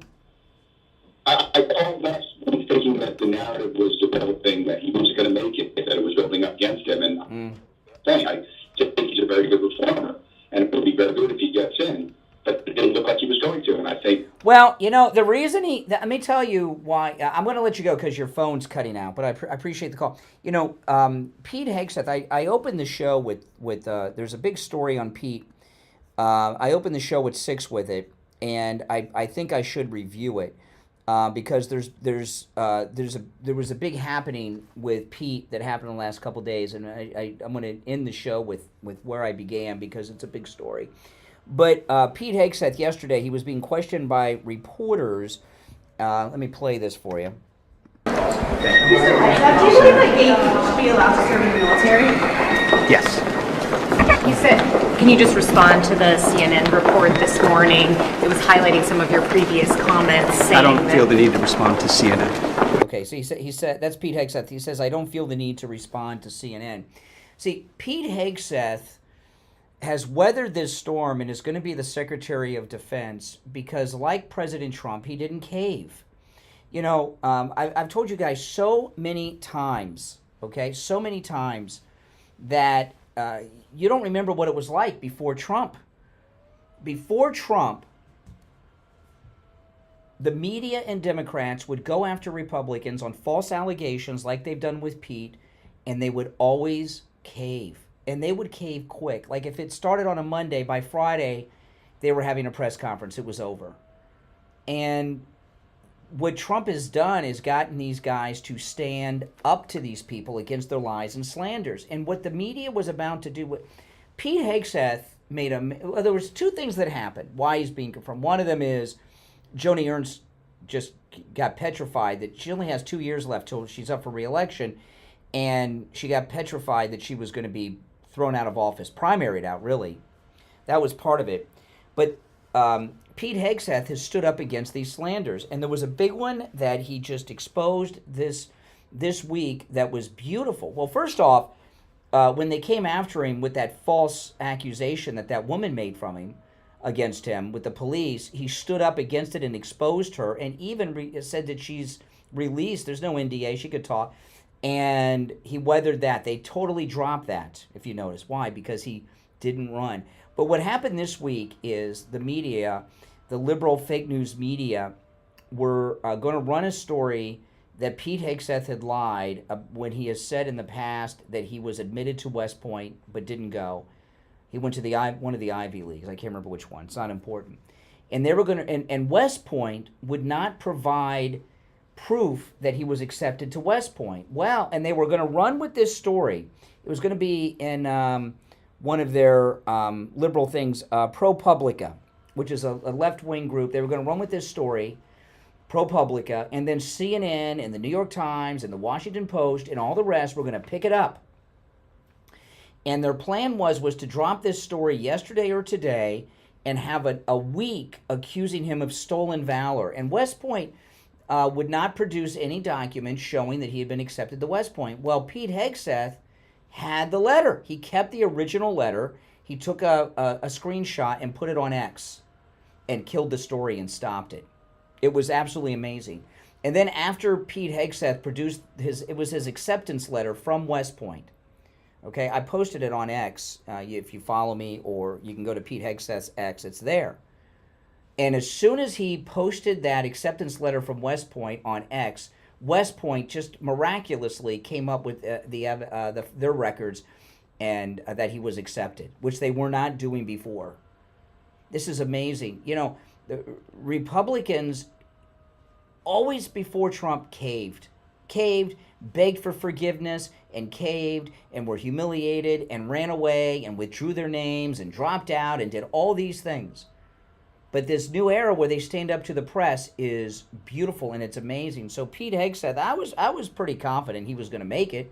I mean, he hasn't made it yet, but I was always pretty confident because President Trump was standing up to him. And tomorrow, President Trump's going with Pete Hegseth to the Army-Navy game. Would he be going to the Army-Navy game with Pete Hegseth if he wasn't going to make it? So Trump stood behind him, and Pete stood up against the fake news media. That's why he's getting in. And the fake news media were using all their old tricks to try to bring him down. The sex, they were going to go with this stolen valor, and they were totally beaten by him and Trump on this. All right, we'll take our last break and be right back. The cold, hard truth.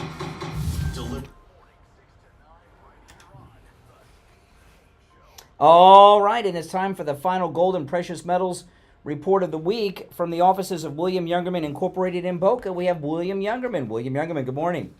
Good morning. How you doing, Brian? Good. How the metals look?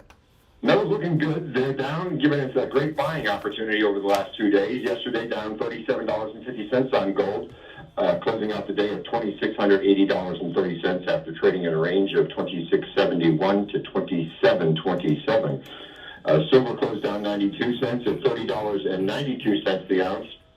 Platinum was down $8 at $9.29, and palladium was down $20 at $9.51. Right now we've got gold trading in a range of $26.60 to $26.92 And gold right now is at $26.60. That's down $20.30. Silver down 37 cents at $30.55 the ounce. Platinum up $1 at $9.30, and palladium down $1 at $9.50. So the markets are giving us a great buying opportunity the last 2 days, and definitely should take advantage. Yeah, absolutely. You know, yesterday you were telling us what a great deal the Australian 1 ounce gold coins are, but you have all the different minted coins. You know, the American Gold Eagle, the Canadian Maple Leaf. What are some of the other popular and common 1 ounce gold coins that you have over there that people like? Well, we have all of the major products in stock: Krugerrands, Eagles, Buffaloes, the Royal Canadian Mint Maple Leafs, Chinese Pandas, 1 ounce gold bars all the way up to cube. Yeah. Everything in stock, as well as platinum. We have the Maple Leafs, the Eagles, the bars. We have palladium, 1 ounce Maple Leafs if you're interested in palladium. And we have a full stock of course, all the silver products. Everything in stock for immediate delivery. Yeah, the palladium. You know, Steve has some of that palladium. They're really cool coins, and most people probably haven't seen them in that form.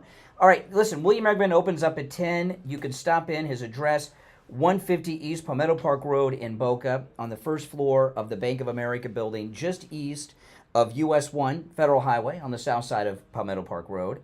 You can give them a call toll-free, 1-800-327-5010, 1-800-327-5010. And you can find both his phone number and address on his website, WilliamYungerman.com. All right, William Youngerman, we'll talk on Monday. Okay. All right, we'll be right back.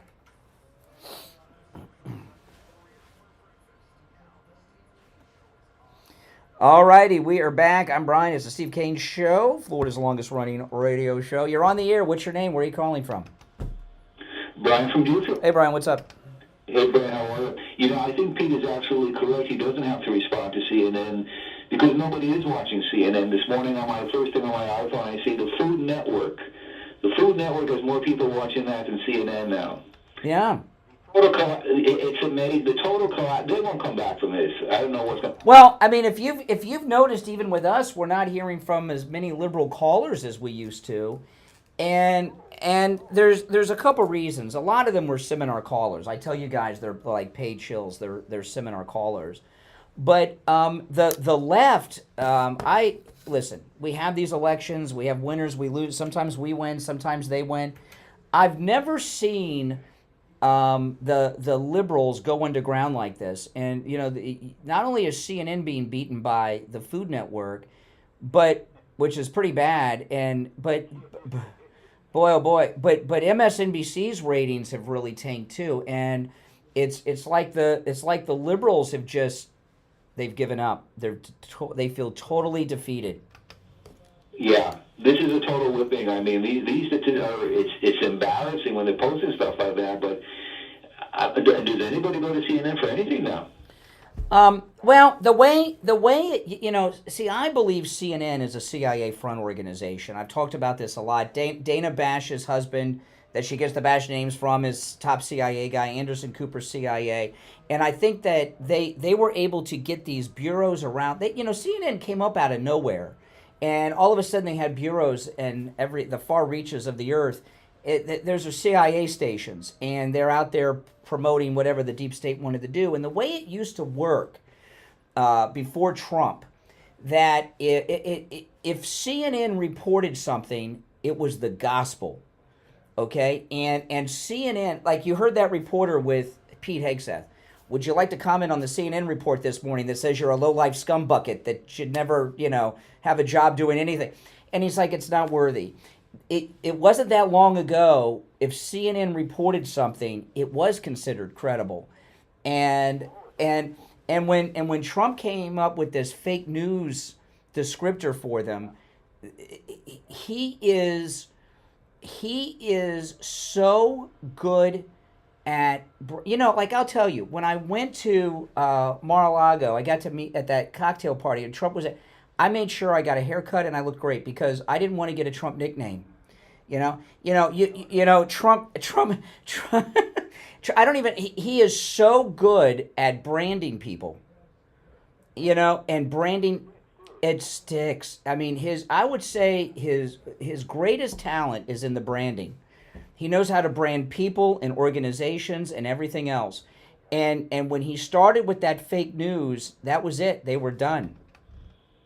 Yeah. All of them. And that's never going to go away. This Army-Navy game tomorrow, I think he's going to get a spectacular reception from that crowd. Mm-hmm. Just walking out with Trump on the field, this will be something to really see. I think it'll be almost something like the Madison Square Garden welcome that President Trump got. Now he's got a Secretary of Defense in there that people are kind of lined up against them. When they come on that field tomorrow, I think it's going to be an electric moment. Oh yeah, it's going to be amazing, and yeah, it's going. I'm going to watch the whole thing. I'm not going to be alone, and and that's a big deal because the way it works is Trump and Pete Hegseth, they'll be on one side for the first half, then they'll go to the other side for the second half. But I'm curious if they do if they walk out at the beginning of the game. You understand what I mean? It's going to be a big deal. I think there'll be, you switch the halves and stuff like that, but I think they're going to get a tremendous reception. A huge military crowd there too. The cadets will be there from both schools, and they're really going to be welcome. I think. Mm-hmm. Yeah, it's going to be a big event. All right, appreciate the call. Take care. You're on the air. What's your name? Where are you calling from? Hey, JJ, what's up? Well, I think the left media, quite frankly. I'm pretty sure they're losing to Scooby-Doo reruns, but I don't think that's a surprise to anybody. But this Shamlin, that Biden gave him a grant of clemency, this Chinese... the Chinese spy and pedophile. Chinese pedophile this guy... I read about... I can't believe that he did that for this guy. He had, at his home, FBI agents testified that he was connected to top, CCP members, and also that he had on his. This guy had video of a grown man basically raping a baby, not a 13-year-old girl or a 30-year-old girl, but a baby. This is the. Well, yeah, and there's all these talks about what pardons Trump's going to do with the J6ers, even if you're a hardcore liberal. And you think the J6ers should be in prison. Who would you, if you could only free one, who would you free? A J6er or a pedo? Yeah, exactly. The first cousins to she. Yeah. Pronoun West type. By the way, it was clemency to him, but it's not a full pardon, but it's basically the same thing. Yeah. The guy had he had thousands and thousands. My God. Yeah. Yeah. The trans women, I think all those trans women, Brian, because they're so good at lying, I think they're all going to be running for the Democratic Party. Good. But this thing with Biden and this clemency thing, it's just, I can't believe Democrats. Well, come on.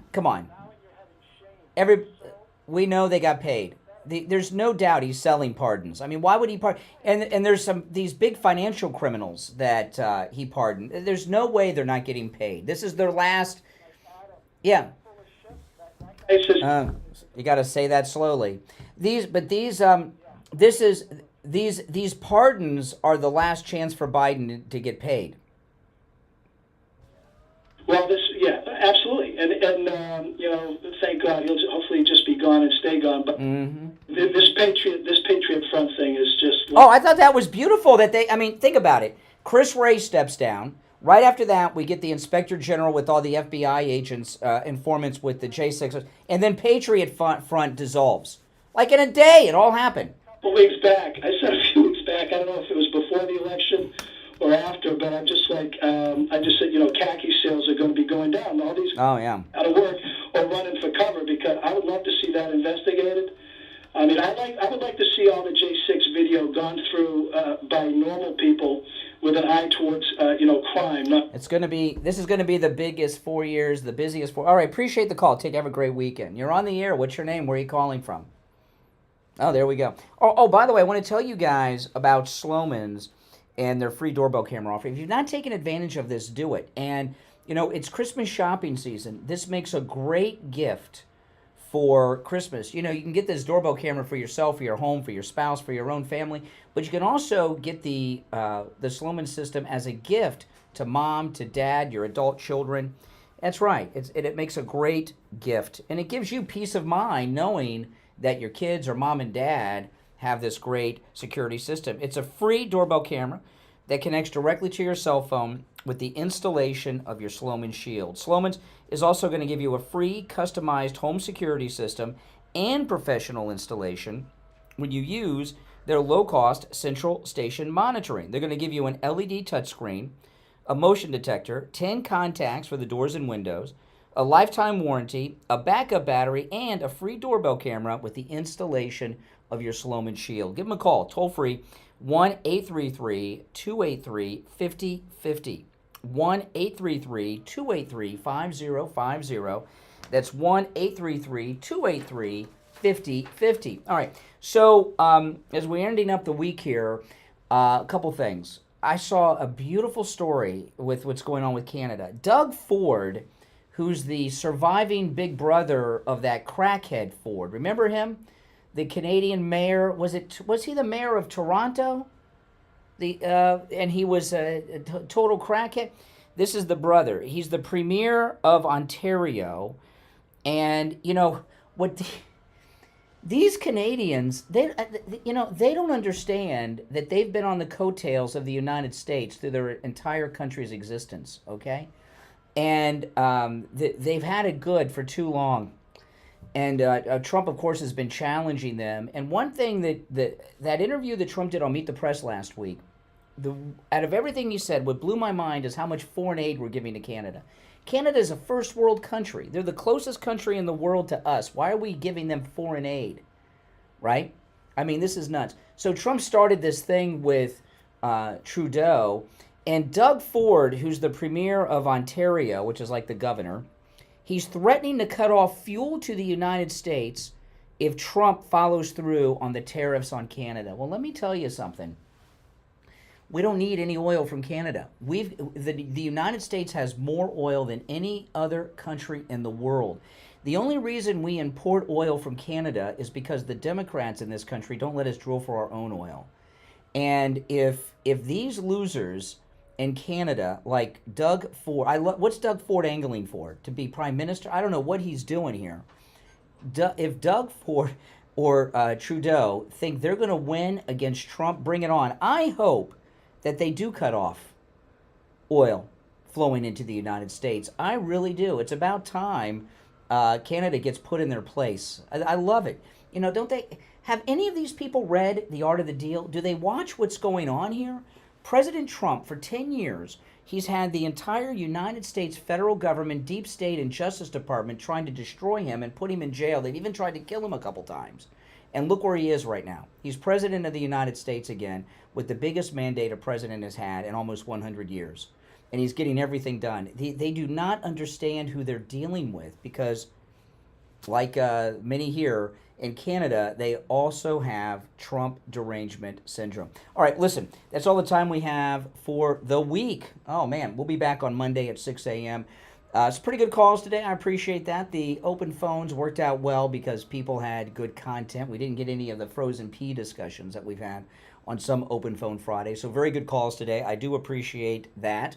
We'll be back Monday. Don't miss the Army-Navy game. President Trump will be there in person with Secretary of Defense Pete Hegseth. That's going to be exciting. My name is Brian Craig. You are listening to The Steve Kane Show, Florida's longest-running radio show on the radio since 1977, celebrating 47 years on the radio. See you Monday at 6 a.m. WSFS 10. All right, guys.